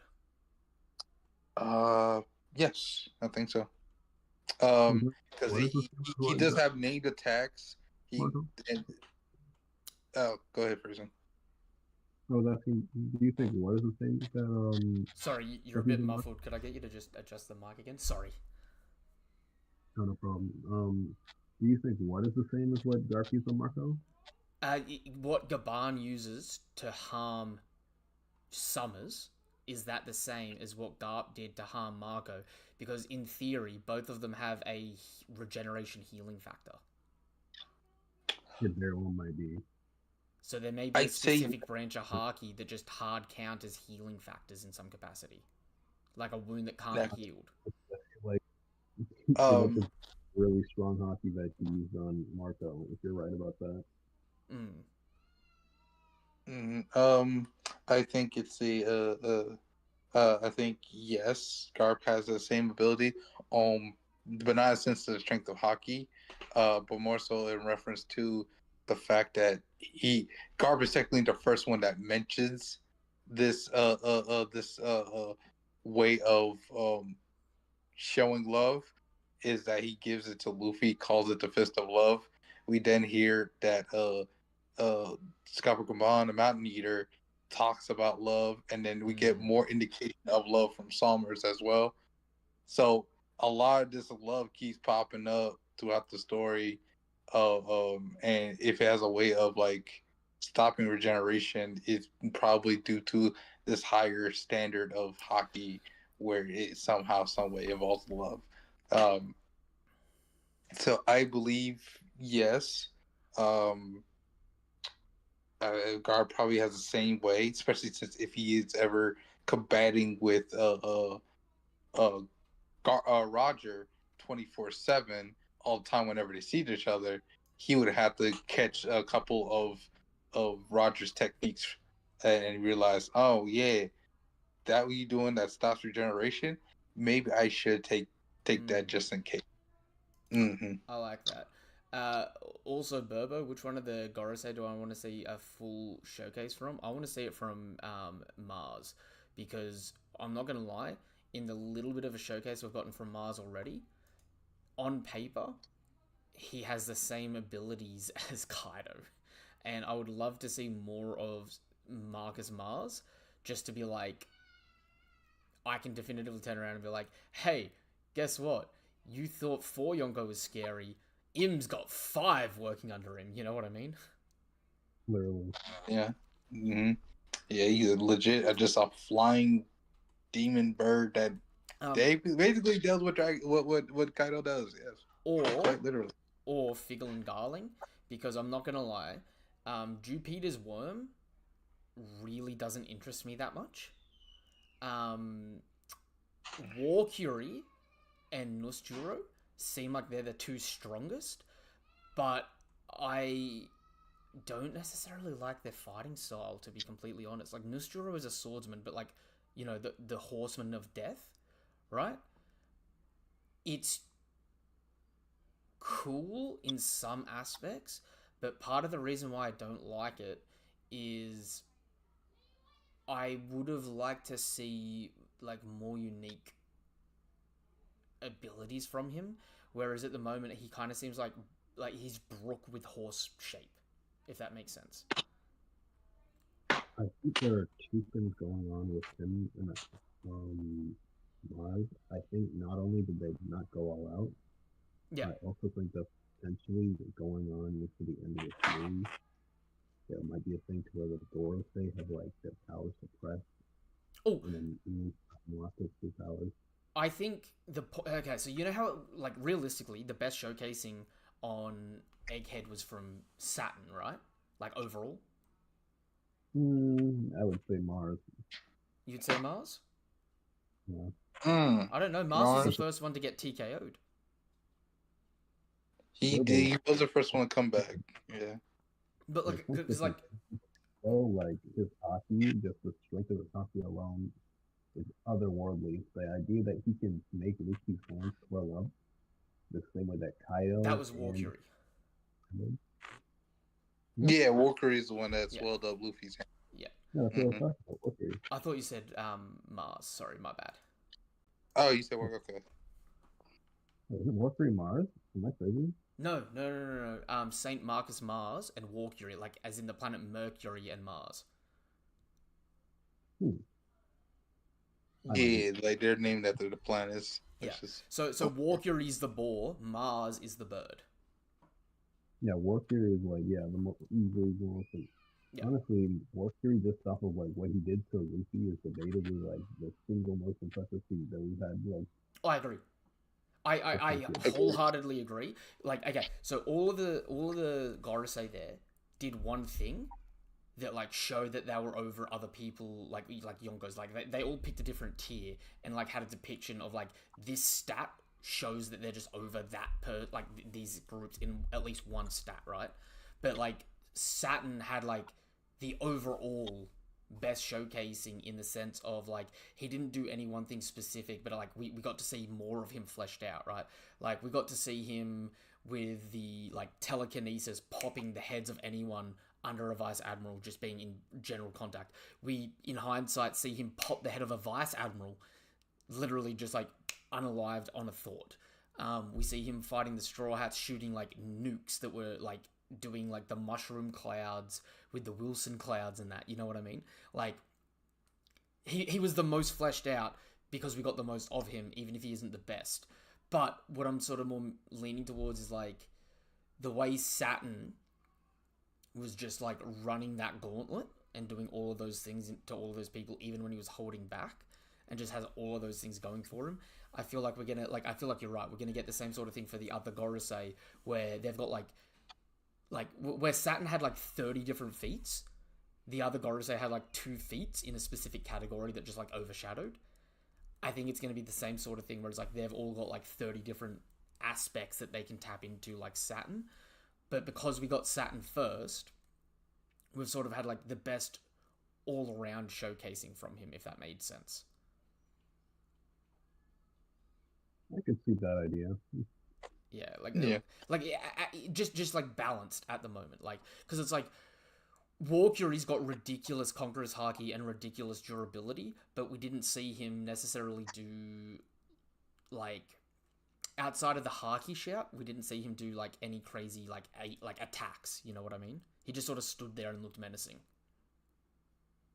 Sure, but like his hockey was like his hockey stream was implied to be super impressive some of Yep. big bombs, and like he also did just take on debatably 3 Yoppa level combatants. Yep. No. Like I 100% agree with that. So like, what? Sorry, I'm trying to work to this point, right? It's Saturn had the best all-round showcasing because he was the only one that was physically present. Going back to what you were saying, where you think they were suppressed, I don't think it's that they're suppressed. I think that when they get summoned to a location, that's not their full power. As opposed to if they go there in person, that's their full power. I could see that. So you think their abilities are limited when they're summoned? Yes. So like Saturn had the best showcasing all around, which made him like both look more competent and less competent in a sense than the others. Because when the others get summoned, right, it's kind of like the Kisame 30% clone. So it's like that's why one Gorosei had to go there in person, because if it got to the point where the Gorosei had to get summoned, you need one person at full power, even if the 30% of the other people that get summoned is going to be more than enough to carry.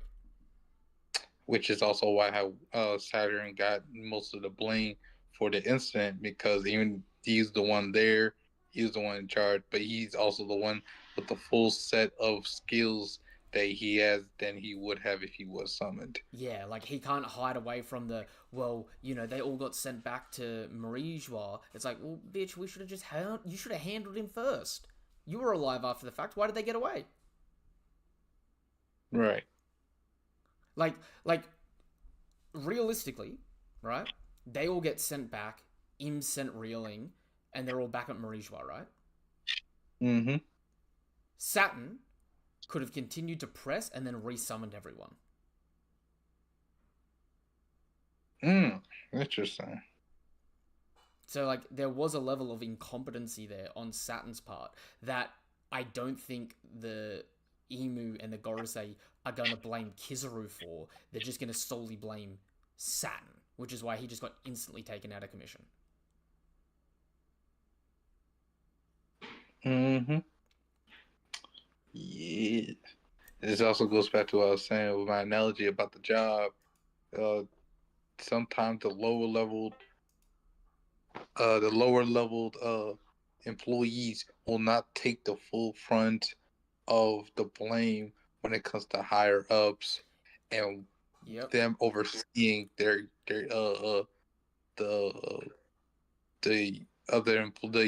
lower level employees. The hierarchy of yelling. Like, there's always someone above you yelling down, right? But, like, if the ground troops consistently fuck up, it's the manager's fault for not managing them properly, right? And if the managers fuck up, it's like their line supervisor or the CEO or their direct manager, it's their fault for letting them fuck up and not having, you know, them on control. But at the same point in time, if the ground troops have a success, it's that manager's success, which is his manager's success, and it's like that daisy chain up. That daisy chain, yep. Also, what's going on, guys? What's good, Drac? Oh, Drac. I was so close to ending the stream because we were about to swap over to verses, but Drac, if you're here, let's hear your take on this for a little bit. Come on, give us your thoughts on this last chapter. Oh shoot, I mean, I love it. I mean, everything that I've been talking about with the Abyss is pretty much coming into fruition. I honestly think that like the whole perspective of like Gabon pretty much like slicing up Gabon, and then of course like we see the whole situation of like Gunko pretty much like about to kill Colin, and then we see like Gabon of course is like, no, this can't be the situation. I think that would be in the situation of like Gabon, or not Gabon, Dragon being like, of course your children are going to be your weakness, so that would be in that situation. Direct parallel. And then oh yeah, most definitely. And so I love that situation of like pretty much Dragon has that IQ to be like, this is why I don't need Luffy near me, because it can be detrimental later on essentially. And then the whole thing about Emu being like, pretty much I'll show you like how God rules essentially is like, I don't have too much on that to like theorize about, but like shoot, I love it. That's my take on it. There's no reason for this to happen. But I could see a situation in the story where Garp sacrifices himself for Dragon, who was sacrificing himself for Luffy at some point. Oh, I love that. That'd be dope. Like a child is a parent's weakness, and Dragon's been keeping Luffy at arm's length of this sphere, but Luffy became a famed pirate, and then the world found out that he was father and son, and so it's going to be at the point where, like, at some point in time, to get to Dragon, they're going to go for Luffy. So Dragon's going to, you know, have to do the same sort of thing as Gabon. But, you know, Garp, same thing, right? A kid is a parent's weakness. I got to take one for the team. Message. I like that. I like that a lot. That's so real. I have a question about, so, of course, probably one of the coolest quotes from the Demon King himself, Emu. The fact that he said, "I'm gonna show you how a real God rules over his kingdom." Do you think he's gonna be using his abilities through Gunko now that he has taken control, like absolute control over her? Because I think he's gonna be using his abilities, not Gunko's, and like I said earlier, the motif.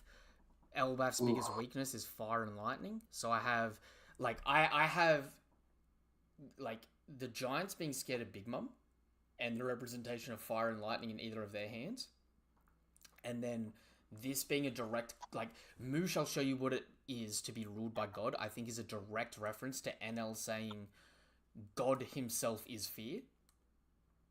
Oh, message. I like that. So Message. my prediction is in either hand, Gunko's going to replicate Ace's Great Flame Commandment, and in the other hand, replicate Enel's Rygo, and drop both of them on the island. Ooh, that'd be crazy if that just happened. Like, Imu has fire and lightning, and then forces Gunko body to like manifest said energies of fire and lightning, and like, Imu can't be doing that. Because, like, you know the image of when Blackbeard and Ace clash, and it's like, you know, the sun versus the darkness, and like you get the whole island engulfed, and there's that like one beam that shoots up the top where like both of the energies are colliding. Mm-hmm. Oh yeah. I see that visually being recreated, but the motif of this is it's gonna run parallel to, like, you know how the Straw Hats get separated at Sabbaty, and then they're dealing with the aftermath of it in you know, in the subsequent arcs like Amazon Lily. Elbaf and Amazon Lily are directly linked to each other, but there's I think Oda does like the eidetic, like, this is the theme, but in the third iteration of them at the moment, which is in this like final saga and that, he bleeds them over with some events that happened in the arc before or after as well. So something that the Straw Hats haven't really had post time skip in this generational run is they haven't had their Sabbaty this is a loss moment, and that doubles as well with the end of Thriller Bark, with like Kuma showing up, the Ursa shock, and the arc abruptly ending. No, that's real. So I mean, I honestly think that like Elbaf is kind of like their, like, I would say like Innie's lobby, but like kind of like in the circumstances of like one of the kids is going to be taken to Marie Joie, and then we're going to have to go save them. So that would be like tying into that. See, to me, the Ennie's lobby. Okay, so Drac, you might disagree with me on this. This is how I visualize the motifs between them, right? Mm-hmm. Fishman Island is Alabaster. Okay. It's a civil war. Right. Yeah, I can definitely agree. Jaya is Punk Hazard. Sky Island is Dressrosa. Okay, message. Okay, I can rock with that. Zoe is Long Ring Longland, where it's like setting up a motif. Okay. Annie's Lobby Water 7 is Whole Cake Island. So Annie's Lobby and Whole Cake Island. So like, what Zoe, Annie's Lobby, and Whole Cake Island do? Zoe, Whole Cake Island, and Elbaf is the same thing as the setup of Annie's Lobby, Water 7, and Thriller Bark. So Thriller Bark represents Zoe, where it's what's worse. Sorry, not Zoe. Thriller Bark represents Wano because it's, you know, it's what's worse than fighting one warlord, fighting two. Mm-hmm. What's worse than fighting one Yonko, fighting two, right? And that also parallels because in Thriller Bark, that's when they first give you the title, the Warrior of Liberation. That's true. Yeah, we get it in that chapter number. So that's keeping that same motif alive. Then Egghead is Sabbaty. You get Kizaru, Kuma, Sentomaru, the creations of Vegapunk, and like it's the beginning of the final saga of the Turmoil. Right? Okay. Amazon Lily is Elbaf. They're a self-sustained country that's all about warrior culture and haki, and completely isolated from the rest of the world, but also contains some of the biggest history, being that the island was ruled by former Kuja, who were also part of the Rocks Pirates, and like have connections with Rayleigh, and there's huge connections there with the Pirate Kings like Pirate King's right hand's history and backstory, where Elbaf is doing the same, but it's Gabon. Okay, no, I like that.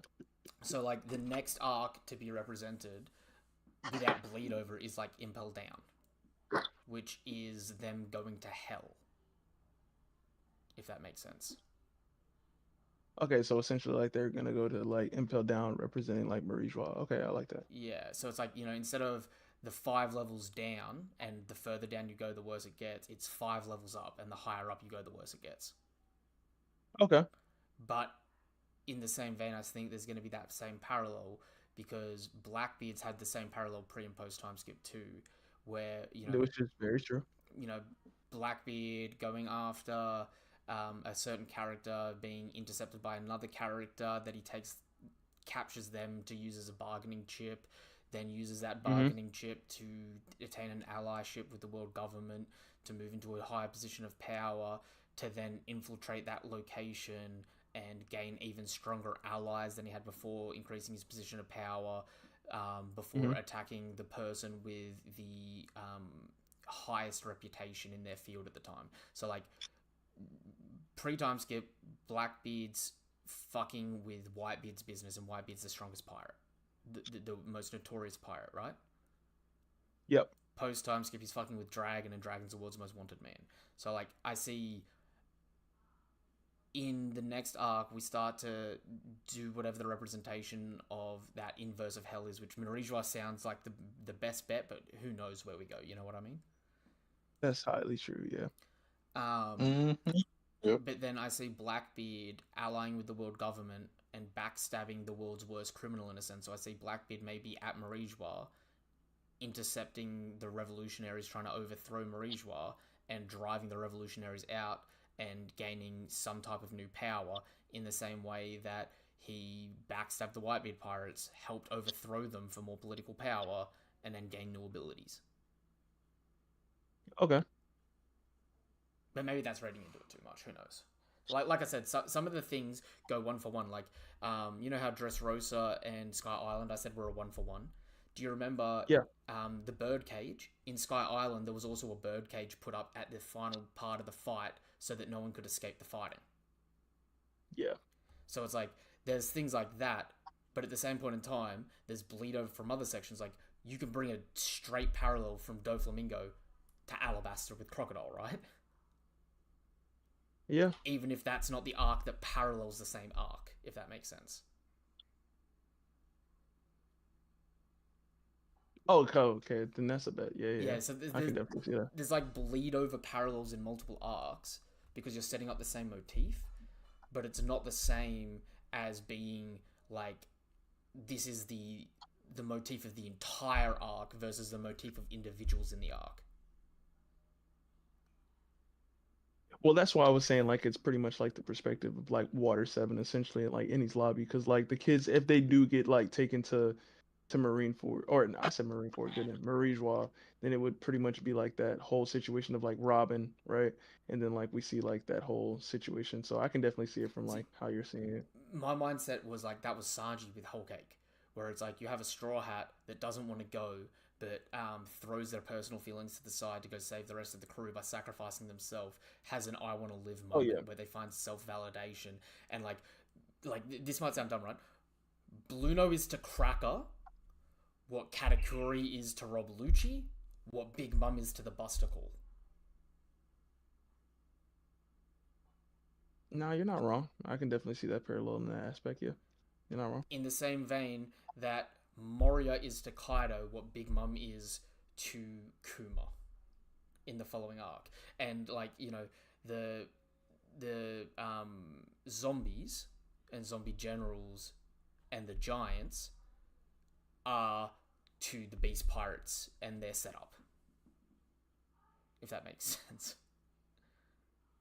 No, I can definitely agree in like that faucet. I think it would just be like a pretty much a smaller, like whenever I was talking about like the kids pretty much being taken to Marie Joie, I think it would just be a like pretty much like a microcosm of like what we're gonna see like if they were to go to Marie Joie next. Essentially, that's what I was all saying. Like not saying like it's a direct parallel, but in that faucet. No, I 100% get you. So it's like for me, like I look at it and I go, maybe it's less of a representation of like the Robin and Whole Cake though, and maybe it's more similar to they represent what Ace did, where Ace got captured. So like maybe the motif is Garp and him getting captured fills half of that motif for the arc, whereas the other half of it, and the reason why the Straw Hats and Luffy makes a move is because the kids got captured and taken to prison essentially.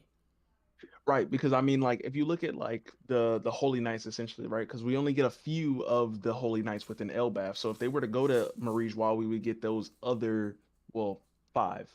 Yeah, we would get those other 5 Holy Knights. So like that would pretty much be the other reveals of like essentially CP9 with what we get in Enies Lobby. That's why I say that. Which, this is gonna sound so counterproductive since we're in the final saga. Does it not feel too early to go to Marijois? I mean, kind of, but I mean, at the same time, it kind of doesn't for me. I don't know why, but it just kind of like, I don't know, fits, I guess you would say. But I can also see like why you wouldn't say like it's too early. Because I mean, they could also declare war at this point, in which it could just lead up to like what we're gonna see later on within the story, right? So, But I mean, in that same vein, right? Like, we don't get a direct answer to this, but like, fucked up question. We may get the Straw Hats declare war, yeah, because of what's happening in Elbaf, but like, does Elbaf have Shanks' flag? Is this Shanks' territory? So if the world government declares war on Shanks' territory, what does that mean for Shanks? then I mean, he kind of gets dragged in. Then I mean, it could, I don't know, it could lead on to like later on, like, It's I guess chaotic. like since we're saying like, it's chaotic, yeah, messy like in a good way, but it's like it's hard to see where it's mess and where it's like this is the plot, if that makes sense. Because it's like exactly. if we leave Elbaf and we go straight to Marijois, it's going to feel like we're missing a couple of story arcs, even though this is the final saga. Well, because I say like Buggy and Blackbeard are gonna go to Wano. And like then essentially we'll see like those 2 emperors clash, like pretty much like both of their crews Why maybe do you having have like Buggy that going brief to Wano? exchange. That's interesting to me. Why I have Buggy going to Wano is because like I think that one, of course, like he says that like he wants to be the Pirate King. So like one, he would have to get that poneglyph from Wano, and then also like having the understanding that like Pluto is there. So like, and then we already know that one, Blackbeard is probably gonna go back there because of Caribou. So I think that that would be that like clash of like 2 Yonkos essentially, since we haven't seen it since what, Whitebeard versus Shanks. But like it would be more in depth. Couldn't the potential plot twist there be then Buggy doesn't go? Like, this might sound so out of pocket. Buggy doesn't bother going for Wano because if Buggy wants to go for the One Piece, right? Mm-hmm. Buggy only needs One Piece for the One Piece in a sense, right? If the Cross Guild goes for the man marked by flames and gets the minority piece instead of the majority piece, then everyone has to come to them for the answer. Okay. Whereas Buggy loves Wano, loved Odin. I don't see him attacking or invading Wano.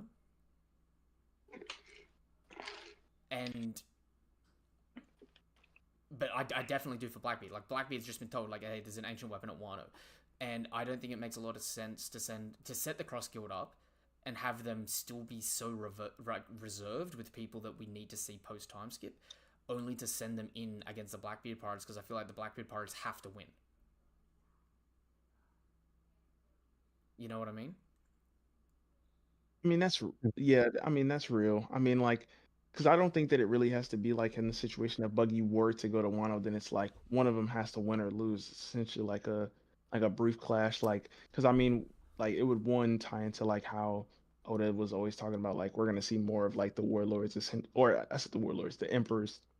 See, so like we would see that like initial clash. So maybe, but maybe we have a different interpretation of it, Drac. Because at this point in time, I'm not gonna lie, I feel like every move that okay, we've had the 27 years building these people up, right? Yeah. We're at the point now where they're built. This is it. This is the complete, like, this is your group, right? Mhm. So I think the problem's more so now not about like, oh, they're going for something and they clash in that. I think now it's decisive action. Every time we see two groups make a move, one is lost. You know what I Yeah, mean? Like that's true. for the final saga, like that Throne Wars game, that Game of Thrones type of thing, it's like every other battle, a faction's going to be taken out of the running in some way. That's real. No, that's real. So it's like it depends on what you sort of see. Like you know that mural, that not the mural, but like that end chapter thing where it's like who's going to get the One Piece, and we see all the faces of all the different groups. Yeah. It's like I could see like the less important of the two groups being Sword and Cross Guild being paired up against each other for a while, right? Okay. So it's like they're paired up. The main big bad of every group is going to be the world government. So the world government's going to be the one on the generational run clashing with other groups and either losing a couple of insignificant members or just completely wiping. You know what I mean? Yeah. Straw Hats are the only ones that I'd say get the exception of they can have a clash and lose and spin the block. Whereas the other groups, I feel like at this point, when they make a move, if they make a mistake, that organization is dust. Which is also why I sort of give I give Dragon sort of a smoking gun because because Dragon's shown nothing, I don't think he's getting taken out yet until we see him go all out, which is why I kind of need to keep him away from Blackbeard or Im, because they're the only two people narratively that potentially hold more importance than him. That's true. So it's like put it like this: if the Blackbeard pirates fight the Revs and Blackbeard's not present, the Revs win. If Blackbeard or Im comes face to face with Dragon, I think Dragon loses. And like the same sort of thing goes for the other factions, because it's like we say Buggy, but realistically it's Mihawk on that faction, right? Mihawk going against any other major group that isn't sort of like Sword, he doesn't necessarily hold more narrative importance than any of the other major fighters from the other groups, so he's probably going to lose out. But it's also hard because I don't think Oda's going to make him lose out, because his purpose is to be like the pinnacle of what Zoro's got to achieve. Yeah. You see why it's like I'm so hesitant, because it's like you're 100% right with what you're saying, but at the same time I'm looking at it from like the trying to juggle the importance of all the factions. Yeah. If everyone's just having clashes and no one's winning or losing, there's no nothing's changed from the stalemate of the Four Yonko. That's true. I see what you're saying. And it's like we may get it where it's like maybe not an entire organization loses, but you know how some of these organizations split up? Yeah. You may get half an organization be wiped off the map each fight. So it's like God Knights sent to Elbaf, right? Fuck, these God Knights may be wiped off the map here. They may be, non-combatant in the future. Doesn't make a lot of sense with how this chapter ended, but it's like they may be written off, right? Mm-hmm. But if you send half the Blackbeard pirates somewhere, shit, they can be written off really easy. Oh yeah. Right? Same with Sword. You could write off half of Sword, no problem. The only person in Sword that we really care about is Kobe. Yeah.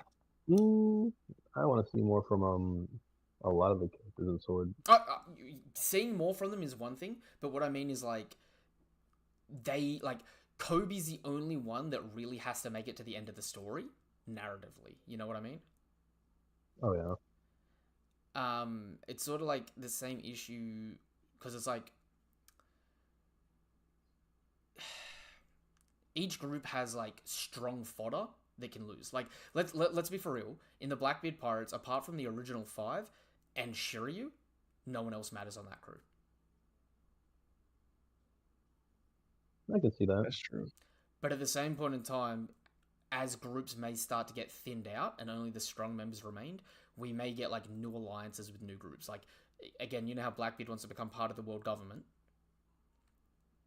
Mm-hmm. Blackbeard could have his crew wiped out except for like 4 people on the crew, and you just replace those missing crew members with God Knights, and it fulfills the same purpose. It's like an alliance where they've just, you know, joined and merged together. I can see that. So it's like, I don't know. It's a fluid thing because it's like, okay, this also might sound really weird in that, right? The red hair pirates going for the One Piece now and what they represent, right?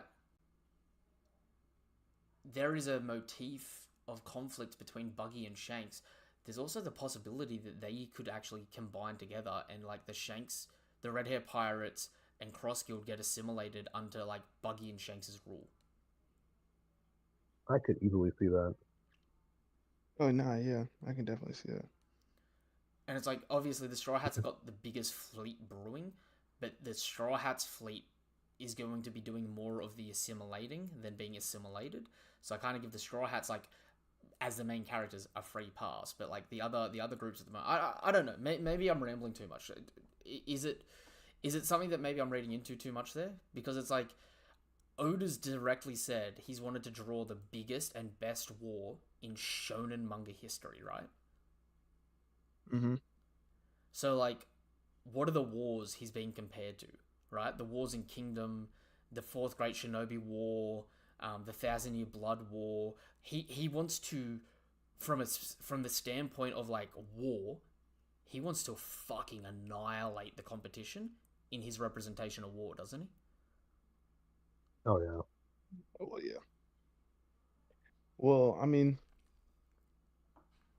that's just why, like, I look at like the whole Wano thing being like maybe a little subskirt, because I mean, it wouldn't be like the entirety of the Blackbeard Pirates, because I mean, we have Lafitte that one is like been spying on the revolutionaries for how long he's been doing it, and then like whoever else is doing whatever they're doing. So yeah, but that's real though. I can definitely see what you're saying. Like, he definitely does want to decimate the competition of like what we have seen for like wars within Shonen.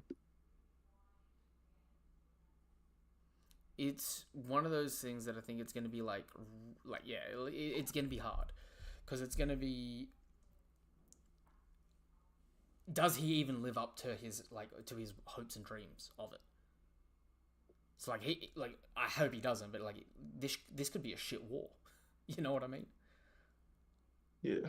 But at the same time, I feel like people forget, like, he's done some pretty decent wars already. It's just wasn't with characters that we cared about that much. Like, think about the emotions in Alabasta from the Civil War. Think about the Skypeans and the Shandorans in their Civil War. Think about Marineford, right? He's done multiple pretty decent wars already, you know what I mean?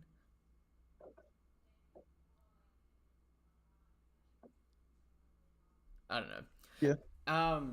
Any predictions for next chapter before we end this live and start up another one? Dude, we're probably gonna see some Marijois aspects. That's what I'm hoping. And we see Dragon. That's what I'm hoping. Drac, you missed this, but do you know what I kind of don't think would happen, but it would be kind of fitting of Oda to and kind of be cool to happen? What's up? We don't see him do a thing next chapter. Instead, I would like that. We cut back in time a little bit and get the same build up in Marijois from the Revs, ending with Dragon about to make a move. And then maybe we get one other faction the chapter after doing the same thing. And then we get a chapter where in one chapter we get a named move from Emu, Dragon, you know, Mihawk or Blackbeard, right? In 3 double-page spreads back to back. Showing that would be insane. Showing the military might of the 3 biggest factions in the story at the moment. No, that'd be cool. I'm not gonna sit here and lie. That could be game changing. You know what I mean? From a chapter composition standpoint as well. Imagine opening the chapter up that week, and you see Elbaf get destroyed. You see Marijois get destroyed, and like say Blackbeard pulls up on Wano, and he's like we cut back to the cover story of Yamato, and she's feeling like tremors around the island, only for Blackbeard to destroy the borders and take the Pluton.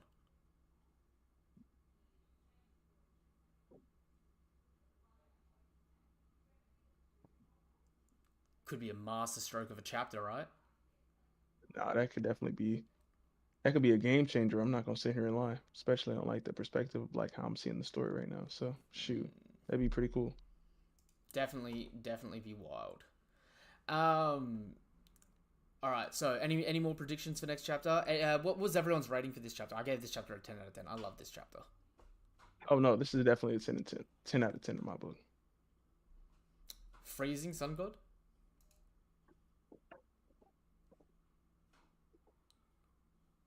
Ooh, I think they've started to disappear. Charles gave it a 10 out of 10. Yeah, I definitely think this is a 10 out of 10.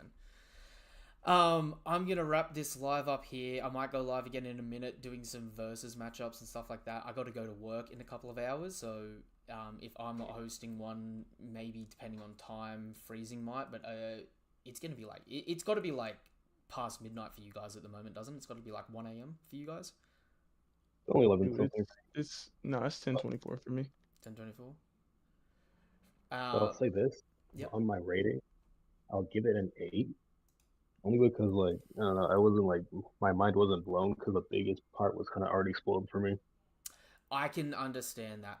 I'm not gonna lie, my mind was blown really badly with the Brook stuff, because part of me had given up hope on getting an actual Brook fucking backstory. Oh no, like shoot, I've been theorizing about that for like the last about 4 weeks. I was surprised that it wasn't the biggest thing for me. I think when we get more from it, it's gonna be a big thing, because like I've said it for the longest, Brook, right, just knows so much but doesn't speak. Like a lot of people like to draw parallels between characters. Brook and Robin are the most informed, secretive people in the damn story. Don't forget about Luffy, but Luffy's not intentionally secretive. He just doesn't feel the need to speak about things like that for some reason. But I think like Luffy has things that are like important because of his like connection with his dad and his granddad. Realistically, Brook and Robin have just got like really ridiculous world knowledge that they just never talk about. Like, I completely agree. Like, do you remember, this is a passing blink and you'll miss it moment. Do you remember when they were reading the newspapers and they found out that Vivi had gone missing? And that Cobra had died? Brook's reaction was, damn, that's crazy. I've never heard of a single person in history ever complaining about a king of Alabasta.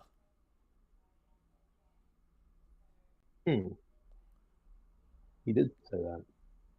And like that's one of those, like, again, like at the end of this chapter, him being like a guard for royals, like him being like essentially Pell. Like, dude, Brook may have gone to reveries. I was about to say, what if he was running? Like, what if he was like one of the people running the reveries? Well, like organizing them. He may have been one of the security members at the reverie. Like we actually may get a if the Straw Hats go to Marijois, Brook may be able to actually tell them the layout of the island. What if Brook actually got like a power cut by losing all his muscle mass and no one ever even thought about it?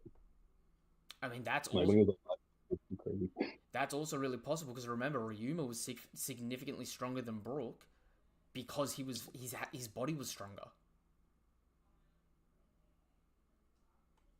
And we still don't even know, like low key in hindsight, we still don't even know who took down the Rumbar pirates. We just like, I think there's a passing comment that someone was like, "Oh, it must have been pirates," right? I mean, shit, they could have been pulled up on by the God Knights back in the day.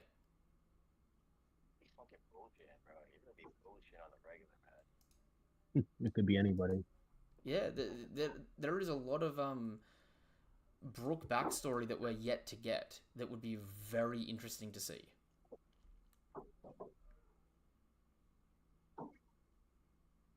Okay, I'm gonna wrap this live up here. We're gonna go live again in a minute. The last few comments are he's about to appear. Wait, I need to see. Who did you need to see come back? Wait. Who did you need to see come back? Bogart. Oh, Burbo wants his Bogart theory. Okay. Do you know what? Weirdly enough, I think Bogart is in Sword, but Garp isn't. There's your Bogart theory for the stream, Burbo. Right?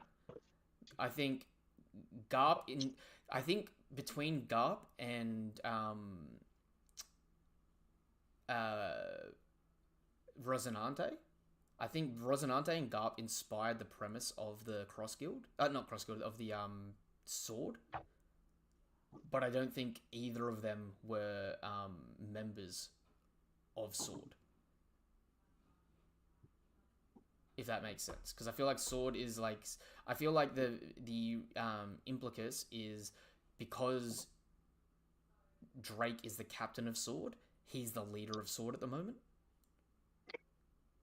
and Drake probably came to create Sword based on his essentially MIA foster older brother, because Drake was raised by Sengoku, the same as Rosinante.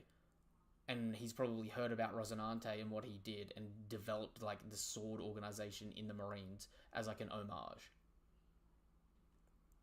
Hey, Dominic. After what you just said, what if Bogart was the one that made it? Because it's Sword, like that's also possible. Yeah, Bogart's the only person who we know that just uses a sword. That would be cool. Alright, I'm going to wrap this live up here. We're going to go live again in a minute over on TikTok, doing some matchups and that. Unless Freezing, did you want to go live?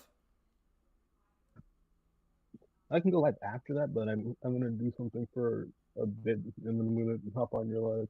Or like, if you haven't gone live, then I'll go live. That's alright. I'll go live for a little bit while I'm getting ready for work and doing this, that, and the other, and I'll throw up some matchups. So, yeah. Thank you, guys and girls, for coming through. Couldn't do it without you. Thank you, Drac, Freezing, and Sun God for getting on here and having the discussion, and we'll try to do it again next week for the next chapter pending. Fingers crossed. Although next week's chapter reaction, which sucks because it's such a big chapter, may be delayed. I have Thursday and Friday off next week. I'm hoping next week's chapters drops a little bit early because I have a few things on next weekend. So it's going to either get this chapter out a day early or get this chapter out a day late, which is going to be super annoying, but it is what it is. I may even have to do like a really, really crappy quality reaction to it because I don't want to get spoiled on this next chapter, because I tell you what, this cliffhanger, next chapter is going to be wild. That being said, nothing but love, nothing but respect. Peace, have a damn good day. Goodbye, everyone. Say goodbye, guys. Heath, it's your boy Drake. Yes, sir. I'll catch you later. Alright. Catch you all later. We'll be live again in a minute for some versus matchups over on TikTok. Peace, have a damn good day. Goodbye.